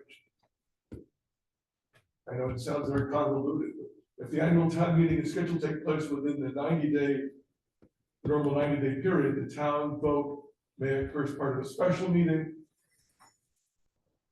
Otherwise, a special meeting shall be scheduled to conduct a vote, provided, this is Eric's request, that provided that, the word that should be added there, provided that the special town meeting need not be held until at least 60 days after the date of the annual. Okay. Except on leap years, What's that? except on leap years. Yeah. Eric also, by the way, Eric also wanted the proviso that the special at the meetings on these rezoning, people could vote by hand vote, by voice, hand vote, floor vote. I don't think we can, because of what the town voted to do for secret ballot. I believe that We did it the last one. he passed a little slips, didn't he? No, I talked to him about that and about that issue, and he was comfortable just in here being silent on it, because that's an issue that we decided. Oh, very good. So we had a conversation about it. His recollection, and I think he's right on this, his recollection was that we did the little paper slips to elect a moderator, but then it was verbal when it came to the vote on the project. Yeah. And But what about, no one raised the question, I don't know, I'm not aware of where the original resolution, the original warrant that made us a secret ballot town. I don't know how broad it is, I don't know how much it covers. he told me that it was, it's been adhered to, that's what everyone's been doing because of the vote, but he kind of cast that as being an advisory vote. It wasn't codified anywhere. Well, it was subsequently, but even though I don't agree with it, I prefer the town meeting a real vote, but we subsequently, remember 3-4 years in a row on the warrant, it said, do you want to go back to a town meeting or do you want to maintain a secret ballot? Yeah. People kept saying we want a secret ballot. Yeah. Peter, I have a question. Which is why we took it off. You know, he said, no, don't do anything in here. It's a bigger, broader issue. that should Select be dealt board with. issue, not a planning board issue. I missed Peter? those. Yes, Where it says need not be held until at least 60 days after the date of the annual town meeting, at least 60 could be, that means it could be 100 days later or 200 days later. well, well, you want to put a deadline on that? Well, it could say instead something about how, a special town meeting will not be held Later than. within 60. Eric wanted at least 60 days between the two meetings. So less than 60 days? Now, you could put a deadline, you could say, well, it shall be held no later than 75 days after you say that. But for Eric's purpose, couldn't it just say that, a special town meeting will not be held within 60 days of the regular town meeting? That sounds. Yeah. So Either before or after. how do I do that? For the So special- kind Yeah, of that needs to put with accept that.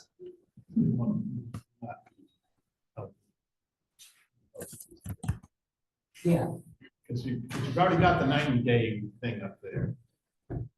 It's Yeah. really Well, carving out an exception. Yeah, it is, yeah, within 90 days. Except that the special town meeting will not be held. less than 60 days? Within, oh yeah, I have within, okay. Held, So that's it. You need got not be it. held Rather than- within 60 days after the date of the annual town meeting. Yeah, and that provided that language would have to be different. A special. Provided that the special town meeting, The annual town meeting. The town vote. I think the construction of the thing has to change. should we just rewrite it? Otherwise, a special town meeting shall be scheduled to conduct the application. Or actually, yeah. We leave it and just make that. So if the town meeting may occur as part of the annual town meeting, otherwise a special town meeting shall be scheduled to conduct a vote on the application. Such a special town meeting shall not be held within 60 days of the annual. However, it's an exception, it's either an exception or proviso.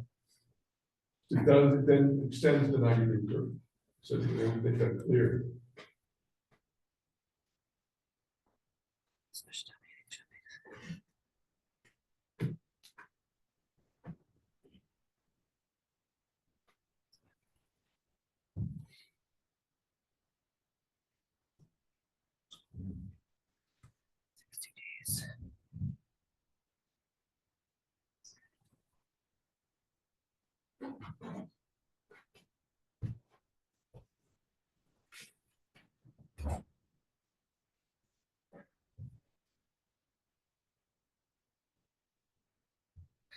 Can we turn Otherwise, it- a special town meeting shall be scheduled to conduct a vote on the application. Period, and then start a new Um, sentence?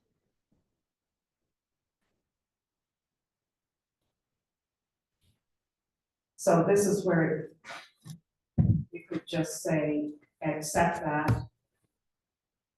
The special town meeting shall not be held within 60 days. I don't know if you want shall there, I think you still do. Right. Yeah. Will. Except that the special town meeting will not be held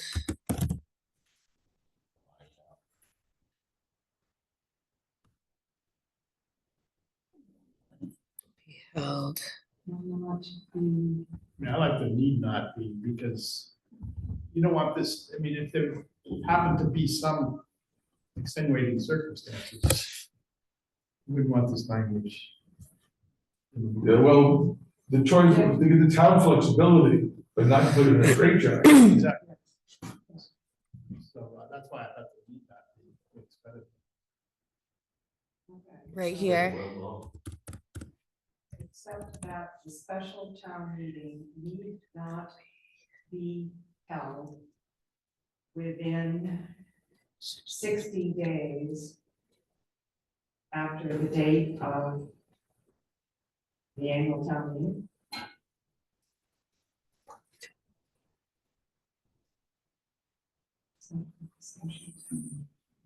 You take out after the date of, and just say within 60 days of the end.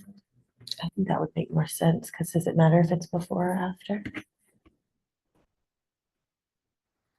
60 days.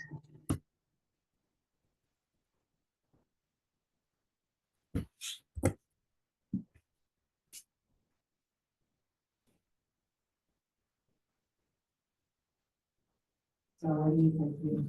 It's fine. Yeah.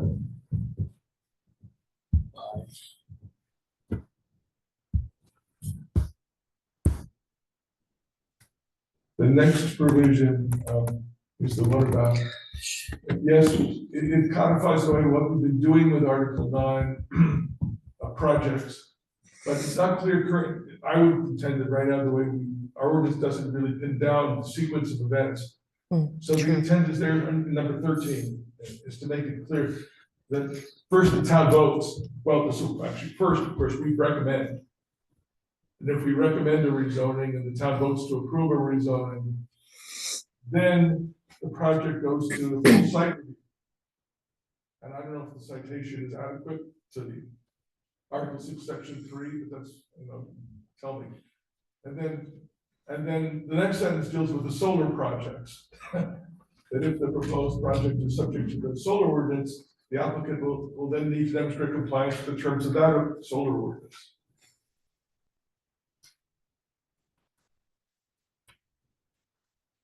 Oh, it's, if Because it's, language we're leading and says site review, but doesn't say when we go to site review, exactly when that happens. And I wonder, it happens, I think it happens after the vote Mhm.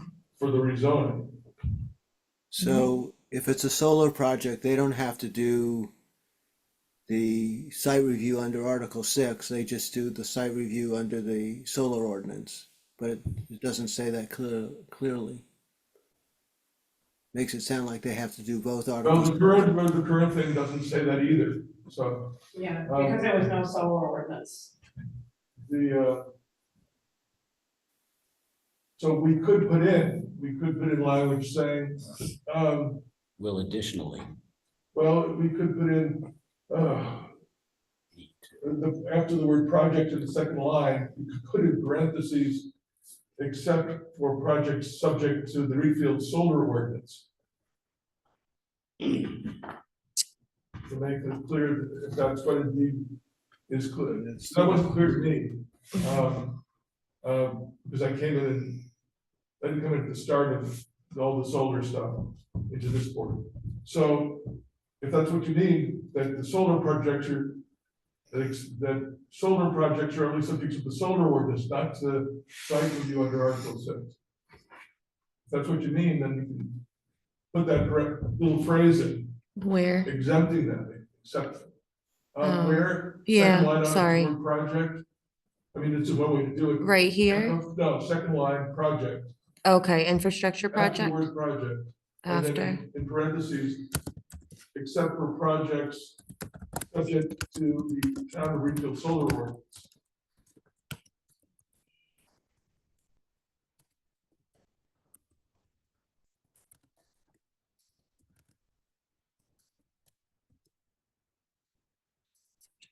But I didn't know that, or I wasn't sure about that anyway.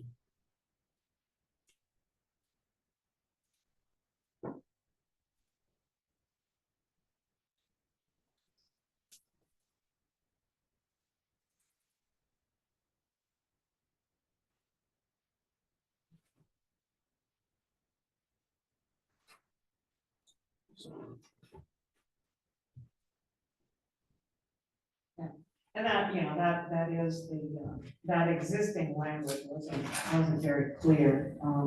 That is the way it was implemented, that, they do rezone first and then go to site review.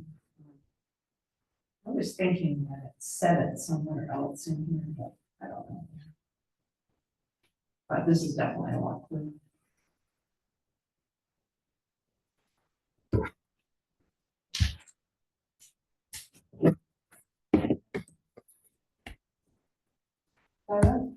That's all the damage I did.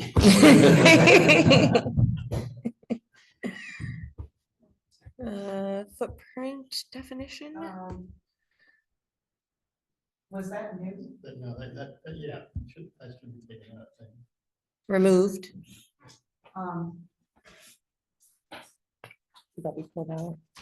There isn't an existing footprint definition. is there? Oh, I had it right here. No, there isn't. Yeah, so it was added in, Yeah, right? Get rid of it. Take it out? Yeah. Okay.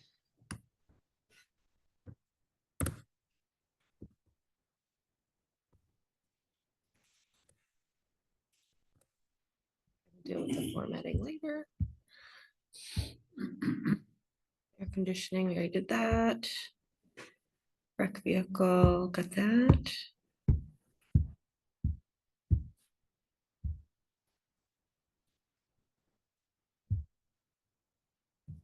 Oh, is this article, 6? oh, round 6? That's where it has me right now anyway. Okay. Oh, not anymore, because I just moved somewhere else. Can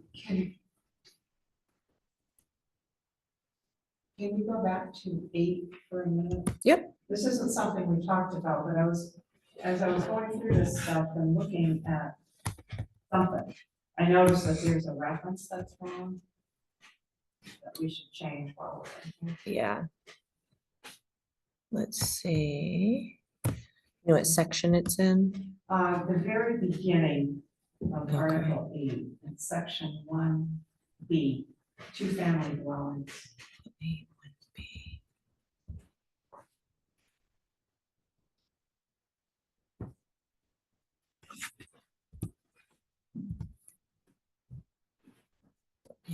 Goodness.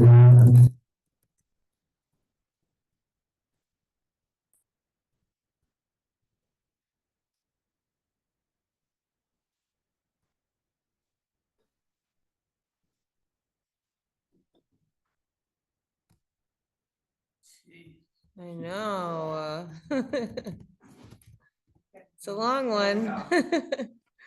Okay, so Article 8, Section 1B. B. Okay. So in the first line, Mhm. where it says Article 8, Section 19C4, Mhm. it should be Section 16, Ooh, C4. nice. Okay.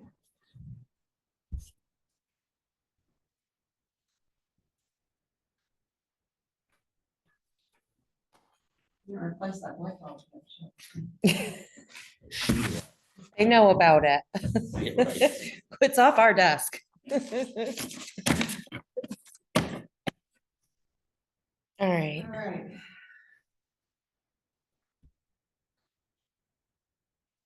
So what's next? I don't know. I feel like it keeps sending me back to the stuff we did. Oh, nope, we did that one. So I'm looking at my list here, CID. Paula, Yeah, we were gonna change the solar ordinance table of who has to do what, the first page.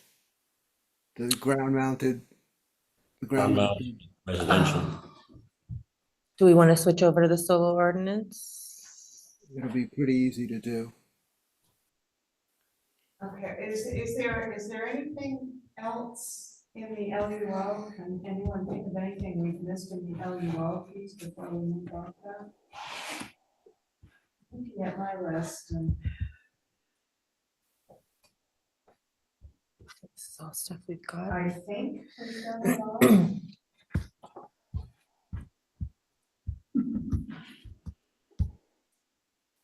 Yeah, I don't see anything else. I don't either. This is all, It's a wrap. it looks like we're pretty dang close.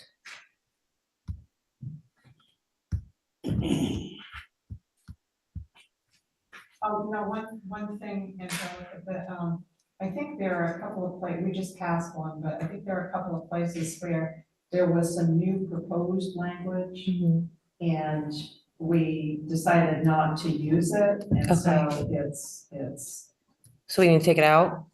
we take it out entirely if it's new proposed, Right, instead of, which I've been doing along the way. Is there any that Yeah. you know of there might be a couple specifically? of other places Okay. where it's still in there, but. Okay, That's a cleanup thing. okay, cool. All right. So do we want to get out of this one and go over to the solar or? Yeah, let's Okay. do that. So let me figure out how to do this screen share again. Let's see, so out of there. And I'm gonna, oh wait. The solar, or I only have the towers. Is that what he used? That's fine. I don't have the solar. I have noise and communication towers. It was the. Do we know what the language is that needs to go in? Because I do have the old one, I just don't have it. And on the table, for the solar ordinance, we have planning board review for small ground mounted solar systems, and all those should be code enforcement officer. Okay. Unless we want to make like shoreline No. stream protection or something, planning board.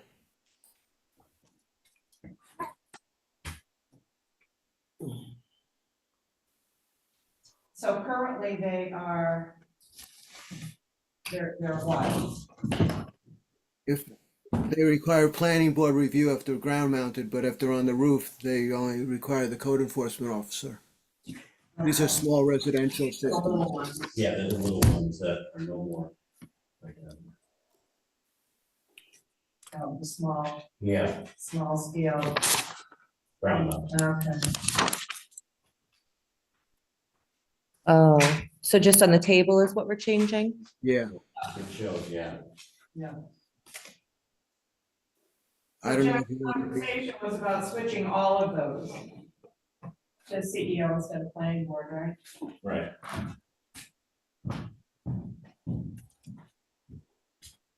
You could leave resource protection and stream protection as planning board if you wanted to. You said stream protection and resource protection to leave. All these would be Cs. planning board.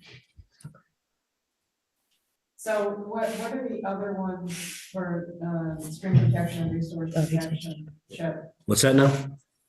The- Currently? Are they, if we made that change and left those planning board, Yep. is that consistent with the other categories? You talk about the roof mount? For just the stream protection and the resource protection? Yeah, I'd leave those as planning board, Right. but everything else I'd put a C for code enforcement officer That doesn't account for this one, right? This one still stays. for the, for the small. For the small ones? Yeah, what I was thinking about was, oops, yeah. Yeah, okay, all right, that works. Let me make a quick note. So I know what's in there.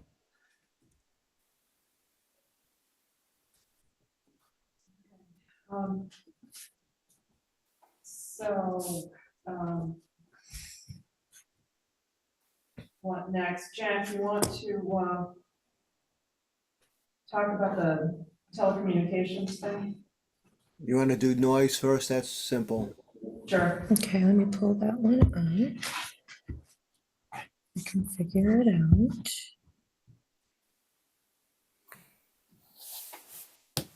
I think I have to open it first.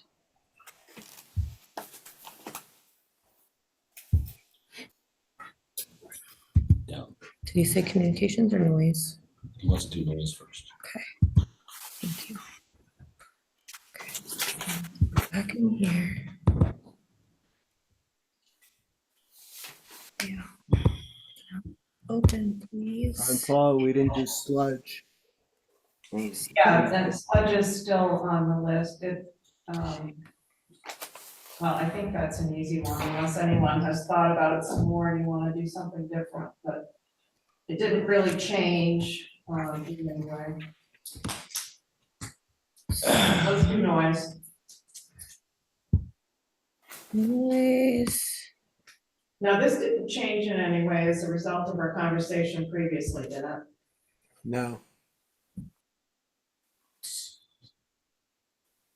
So you want to just run through it again quickly, Jack, for everybody? So there's a state noise law Revision. and there's a local law. And they overlap. And so this is basically saying we use the local, unless the local is unclear or doesn't cover it, then we use the state rules.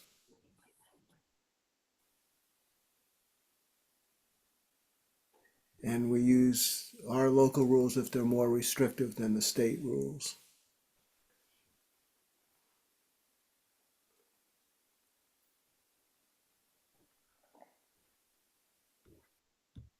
Is it, Jack, I'm not, this is not my field, but is it called the site location development law? It used to be called years ago, something a little different. I could double check that. Was it called the site location of Of development? development, yeah. Was that, I haven't read it quickly, see, but that's since the 1970s, so. I think it's still Was it that, great isn't years? it? Yeah, yeah.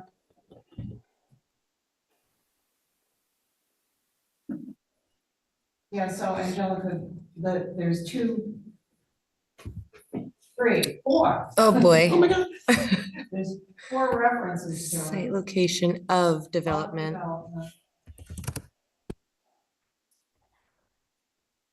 But Jack, is this noise ordinance, this is, I'm sorry, this is not part of the land use ordinance, is it, it's a separate It's ordinance? separate. So why do we just say in that opening paragraph, but shall also apply to projects that are not within the scope of the site location of law, period. If it applies, then it's, but it's already within the scope of the ordinance for saying it applies. Wait, it's hard for me to hear what you're saying. What are you? Jack, I know, the fourth line from the top, after, if you ended that sentence with the word law, it would have the same meaning, and those last few words they're just redundant. The last few words of that sentence, After the comma. well, instead of a comma, you put a period in there, Mhm. because we're saying it applies to site location projects and to other projects. Right. What do you say? So it applies. What are you suggesting it say? Well, I would delete but are within the scope of this ordinance, because that's what we're saying right before that. Just that right there. Unless I'm missing something. Oh, because the first line says that are within the jurisdiction of. It applies to both. Says that the ordinance I applies think to both. that works. So delete this piece, this little Yeah. phrase. Yeah.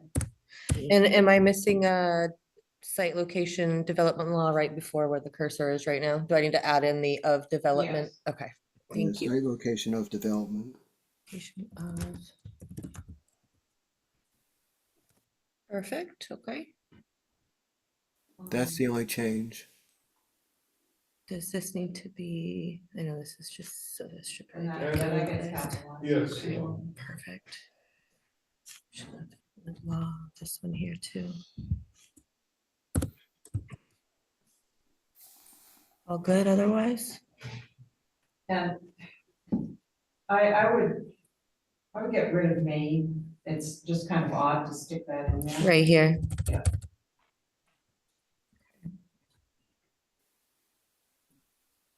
Is there any way that this could apply to snowmobiles?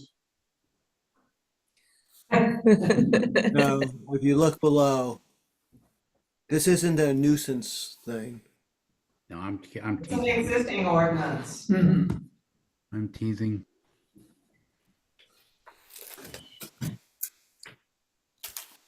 Anything else on this part right here? And this is the only one, isn't it? Yeah, okay. Should I close this one and go into the other one? Yeah. Okay. That was it, right, Jack? You covered everything?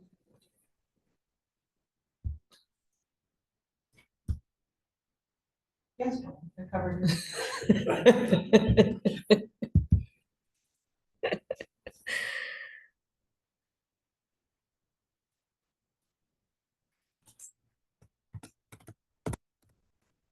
Okay, you're on, Jack.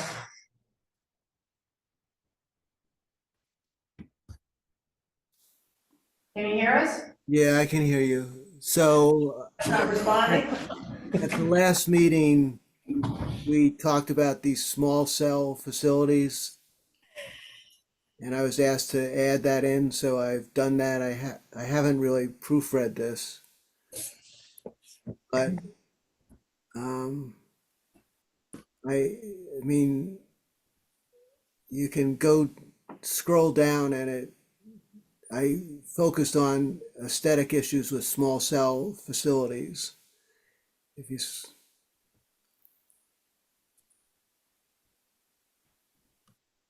keep going down, Okay. the main, What was that first piece? Sharing towers to limit the numbers. This one or all the way up? Okay, that's new language? Did you insert that, Jen? it's The just total number- reworded. It's reworded. Oh, okay.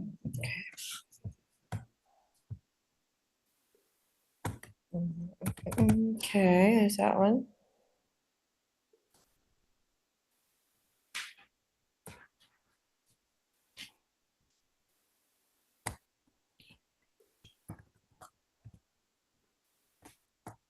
Now, this definition I took from state law.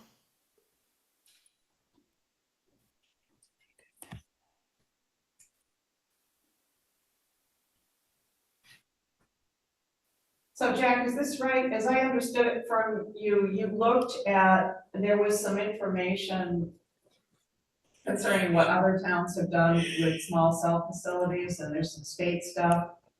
And you tried to pick some discrete pieces that address the aesthetic question, Right, rather than to try to do a comprehensive treatment of small cell facilities. right. So if you scroll down, so this H defines small cell facility based on Maine state law.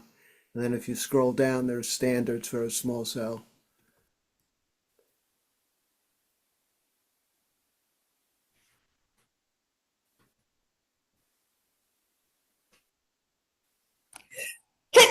Oh, excuse me.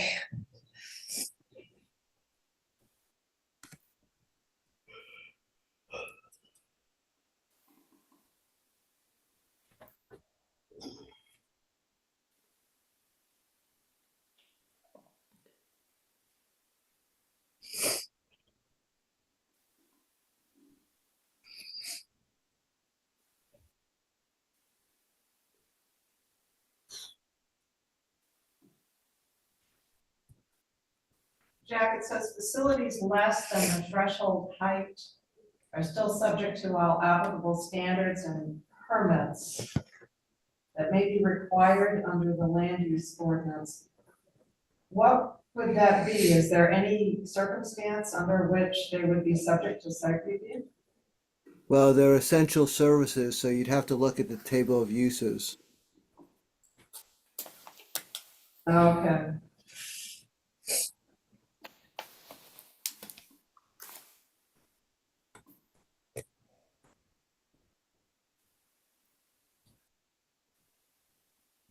Subject to all applicable. I would say standards and requirements rather than permits. Oh, wait, no, no, it says that may be required. Subject to all applicable. Standards is good enough. Or standards and requirements. Or approvals.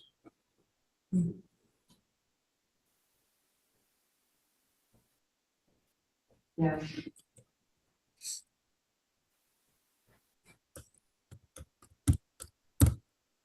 Replace with approvals?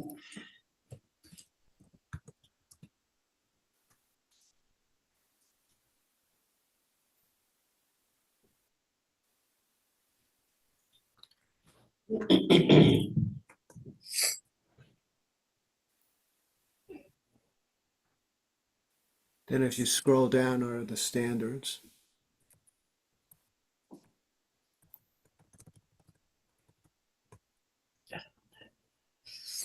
I had to add small cell facilities into this process.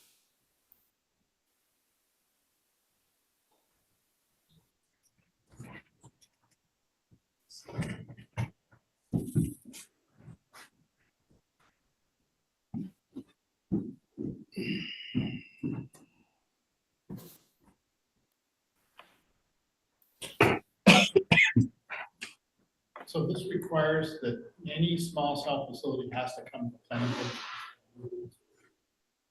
Is that what we intended?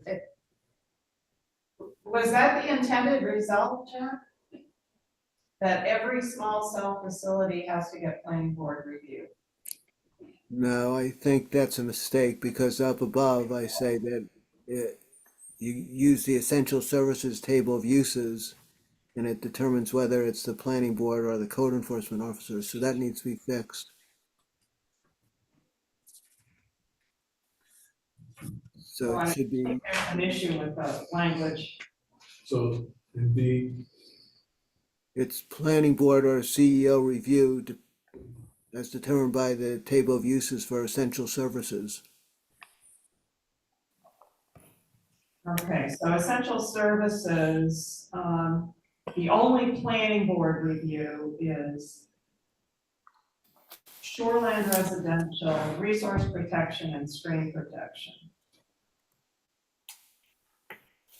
Unless Those you are want to planning change board them. reviews, and everything else is a CEO.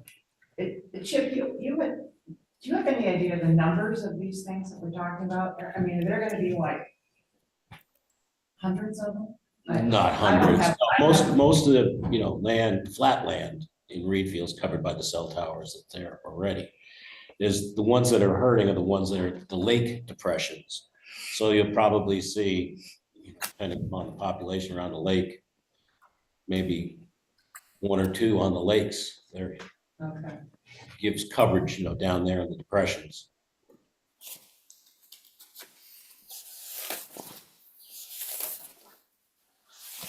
These would be on existing poles. Right. So before they could put one on a telephone pole, say on South Road, they would have to go through planning board. Well, if, Jack, by definition, these things are essential services. Did you modify the definition of essential service? I don't think so.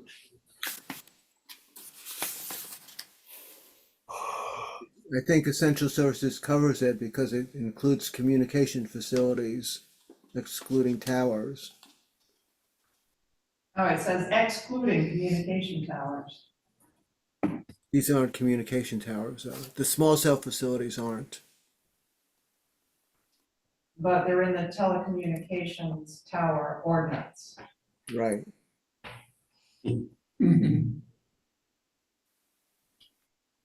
Well, that's messy. Are they gonna need their own ordinance? Do they need one? I mean, I can add to essential services, small cell facilities. Which is still excluding towers, which is where this is found. These aren't really towers. Take it out. Study it for the next year. Yeah, it strikes me as being messy and odd that we exclude communication towers from the definition of essential services, but specifically bring these things in. So the telecommunications tower ordinance does not, it doesn't require site review for towers, or it does, they're above us. above a certain height. Okay.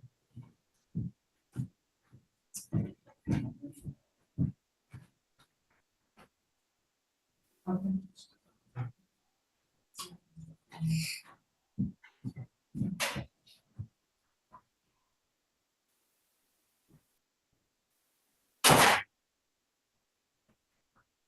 So, Jack, what would be the,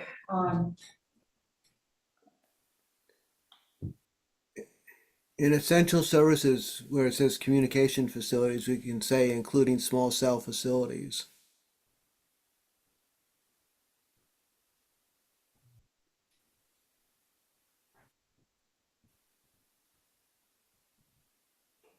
so we exclude communication towers from essential services, but specifically bring in small cell.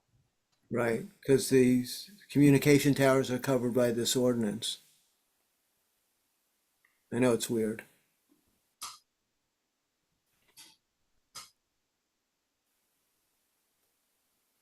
Or we can just drop essential services and come up with a table of, you know, whether the code enforcement officer or the planning board reviews it.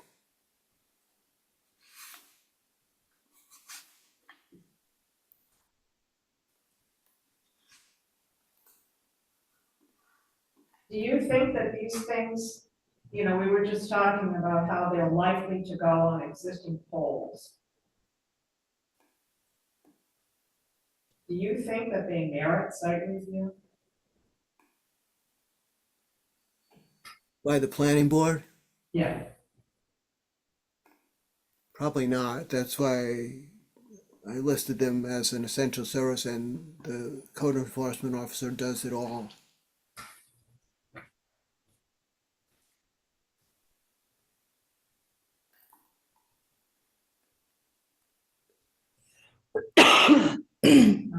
So are you, So if we want the code enforcement officer to do it all,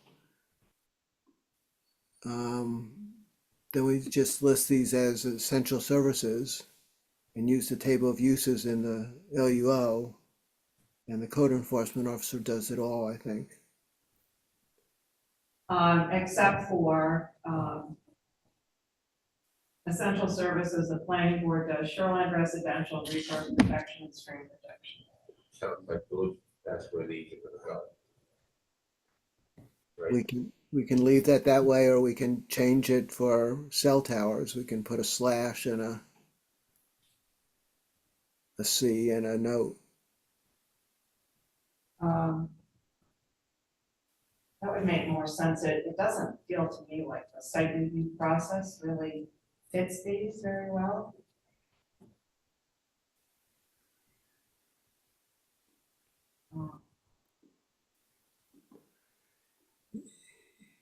I think it would be strange for us to do a site review application for one of these things in the shoreline residential district on an existing pole. I'm just not sure what we look at. Yeah, well, the standards are below. I just missed a whole page. Oh my gosh. Formatting issues. All right, so. Were you guys still reading that piece?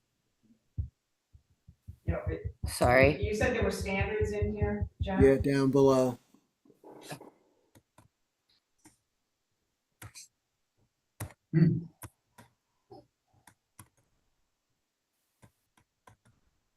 Okay, here we go.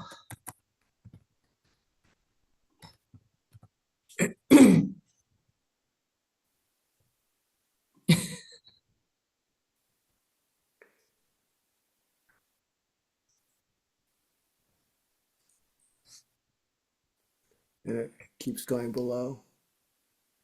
Keep going down. Yeah. Okay. There's a number of them. Oh, yeah.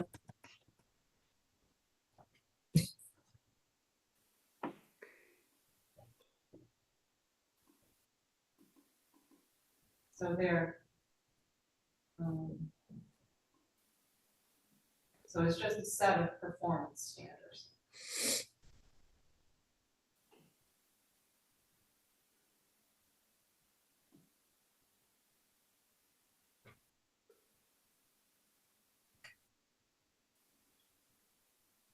There were ordinances that had like 30 pages of this stuff.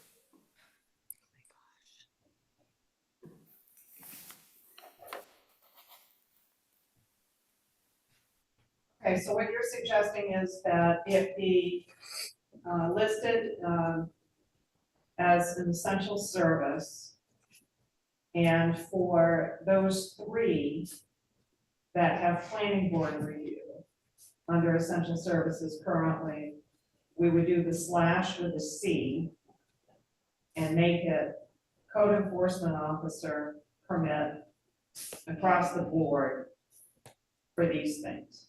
right, And what they would be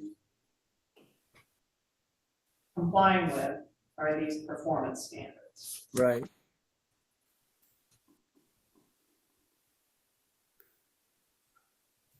Okay, so what's everybody think about? I can clean that up tomorrow. I agree, it shouldn't be planning. Jack, on the screen in front of us, what does it mean to have regular noise? We're talking about frequent noise, we're talking about Wind. wind. Where are you looking? Small cell facilities shall not have any flashing lights, sirens, or regular noise. What's regular noise? Like a humming or something? Yeah, Constant? Frequent?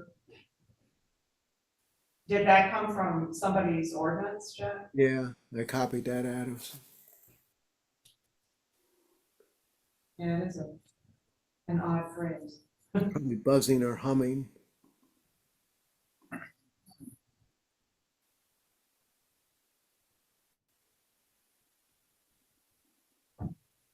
Are these things known to make noise? Or we don't know? Are they like transformers in terms of that kind of noise? Yeah, I think so. So there's problems. They hum, Mhm. we don't know loud. Yeah, so that would be, it's very subjective. Yeah, A hum is right. yeah, but you couldn't have a transformer then. Right. Um,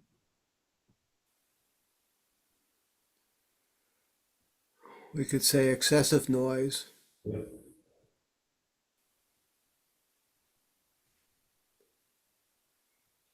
well, it's better than regular. Yeah,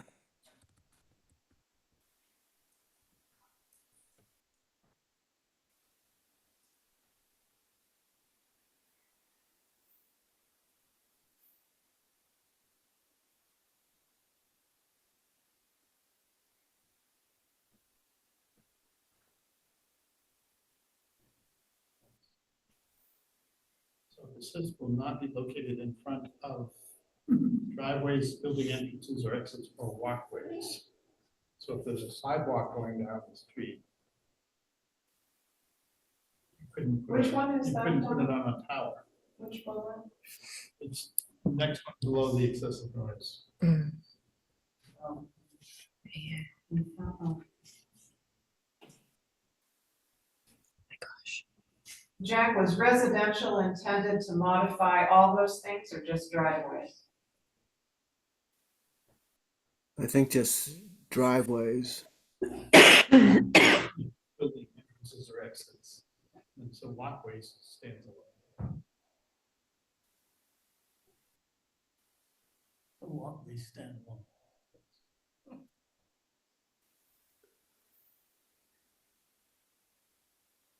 And so Jack, I don't know if you heard, Don's concern was, sidewalks. Should not be located in front of sidewalks. No, that walkways would sweep in sidewalks. So it would preclude them from putting them proximate to sidewalks. In front of, And we might not want to do that. Then we would just take that word right out. Yeah, we could do that. yeah. What you if we could just do said that. residential driveways, building entrances or exits, period? Yeah,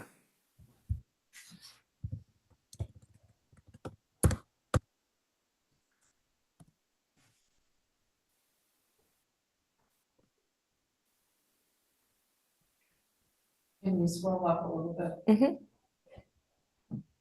Oh, down, I'm sorry.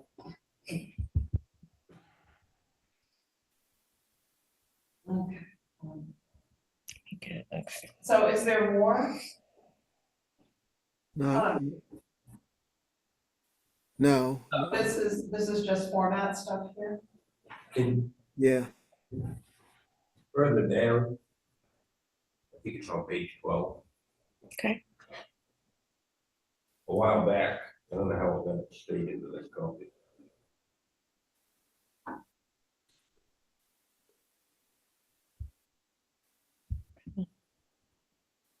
Okay. So this I think is Oh, 12. that number H there should be taken out.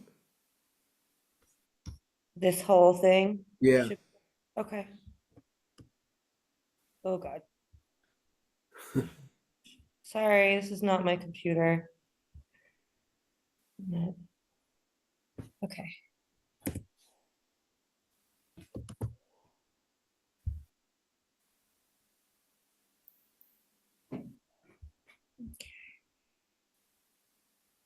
Did you want me to keep going down, Brandon? Okay. I don't know if it's on there or not.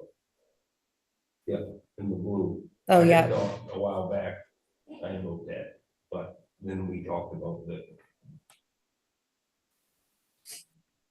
That wasn't possible, so that should just get deleted.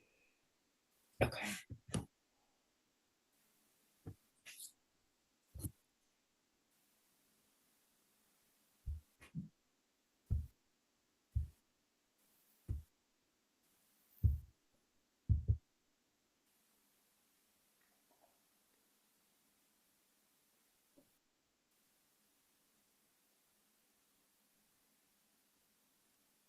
Are there any of these tweaks, Jack, that need to be highlighted for any reason?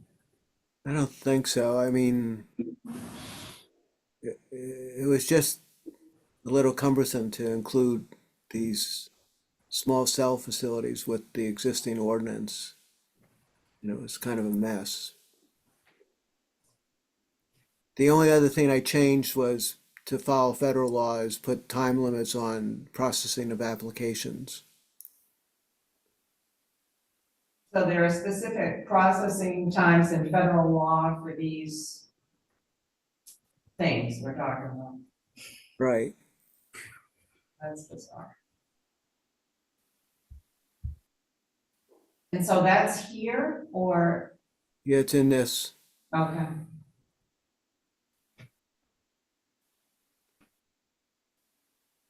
This was just reorganization. Okay.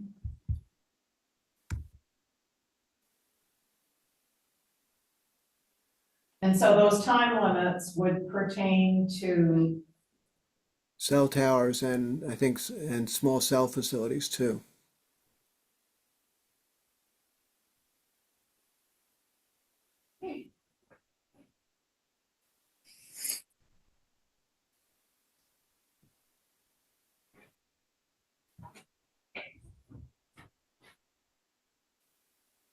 That's it. That's it. Did we go by the time limits? yeah, where are those, Jack? I don't know. Is it specifically say time limits or is there a different term? I think it's processing or I'm not sure. In a timely, comprehensive manner. Some information. So he is not removed. So this looks like this might be that. I think there was some 90 days. Yeah, that's removal of abandoned facilities. Okay. I think it's in the submittal.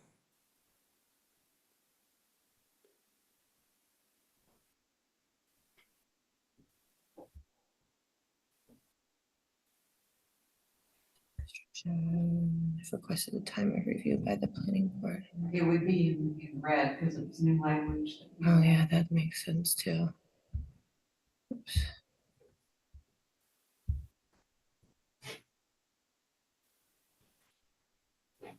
Is that the same one we just saw? Removal, yeah. So maybe it's not, maybe it doesn't say time. It's up more, I guess. Yeah, keep going up.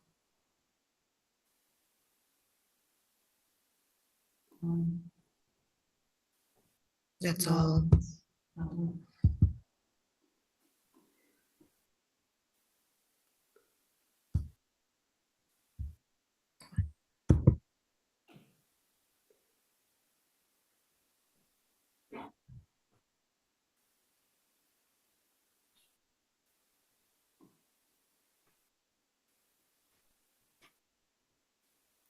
That's co-location. Um, Keep going.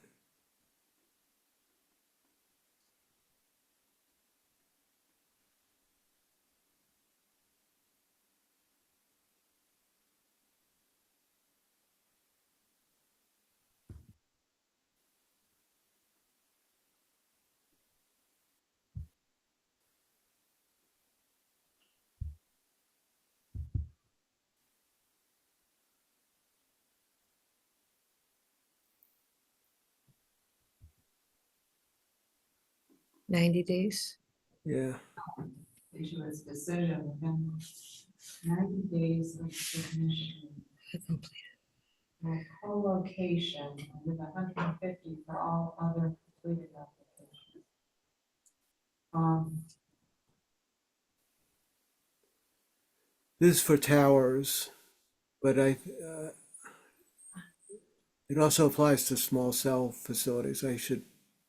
I'll have Okay, to, so. Except that we're not, I put small cell facility up above there.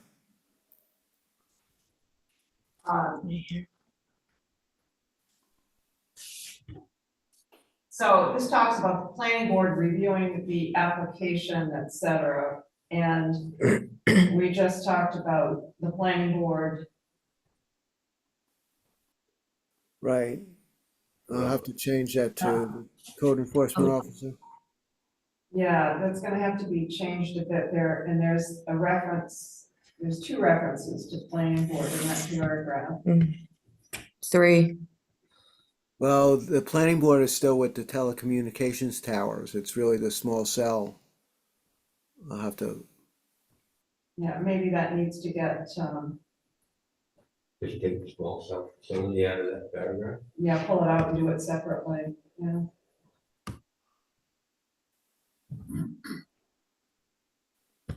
yeah, I can double check the time limits too. Okay.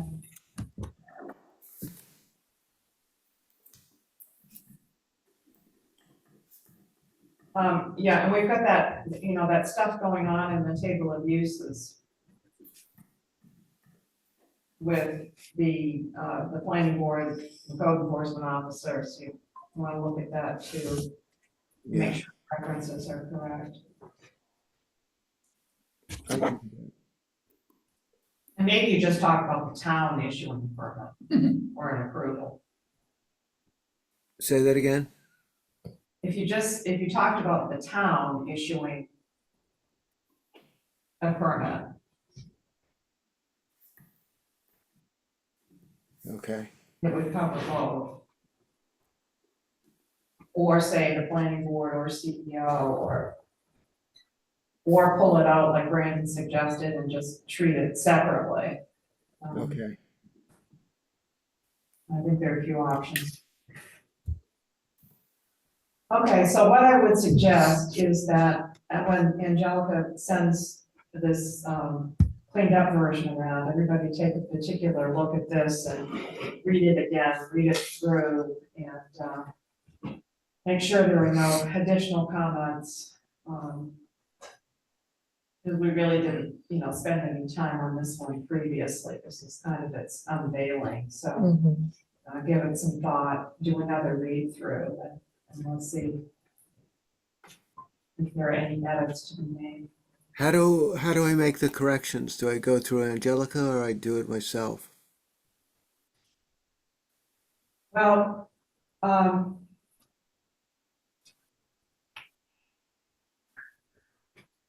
why don't you make the corrections and send them to Angelica? And she'll have everything that we're aware of at this point, and she can send that out as part of the package to everybody. And we'll all be on the same thing. Okay. And any additional comments will be made to that one, to that. I can send him this one from tonight. It's Yeah, not why many don't you pages, but do that? yeah, I can do that first, Jack, in the morning. Okay. Probably around 10 or 11 tomorrow. Okay. I think the only thing left is I don't know if anyone had additional comments on the sludge ordinance language. I inserted that state language. And it's not any different now than it was when we talked about it before. Right. Okay. So, did we miss anything? I don't think so. All right, so, so after you have a chance to make all the changes, put it together and get Jack's stuff. Yeah. You can send that out to everyone and, everyone take a look, make sure we captured what we talked about and any comments. I guess at this point, after Angelica sends that completed working draft to everybody, I would suggest that any comments you have, go to the whole group. That's a good idea. Send them to everybody, and then we can see what there is and figure out how to deal with those. Yep. We're still targeting the 11th for a public hearing. As soon as we have a cleaned up version of this draft, I'll send it to the town attorney. But yeah, if you want to plan for the 11th, and we'll get those notice. Hopefully, Yeah. hopefully I will figure out. I'd be really surprised if we get a lot of takers commenting on these. Because we get so need many all every the year. hearing, But I'd be surprised if we get much many, so. Are we meeting next week? At this point, it was kind of an open question. I thought that there was an application we'd be looking at, but Chip tells me they're not going to be ready until March. So, I'm thinking that we take next week off. That's great. We've been doing a lot of back-to-backs and there really isn't anything queued up that we have to do, so why don't we plan to cancel next week's meeting? And we will meet next for the hearing on the 11th of March.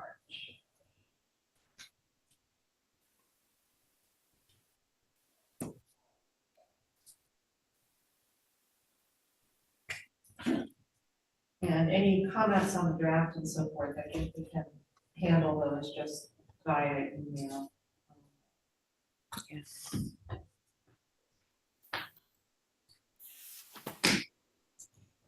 All right, great. Thank you all. We'll work on this.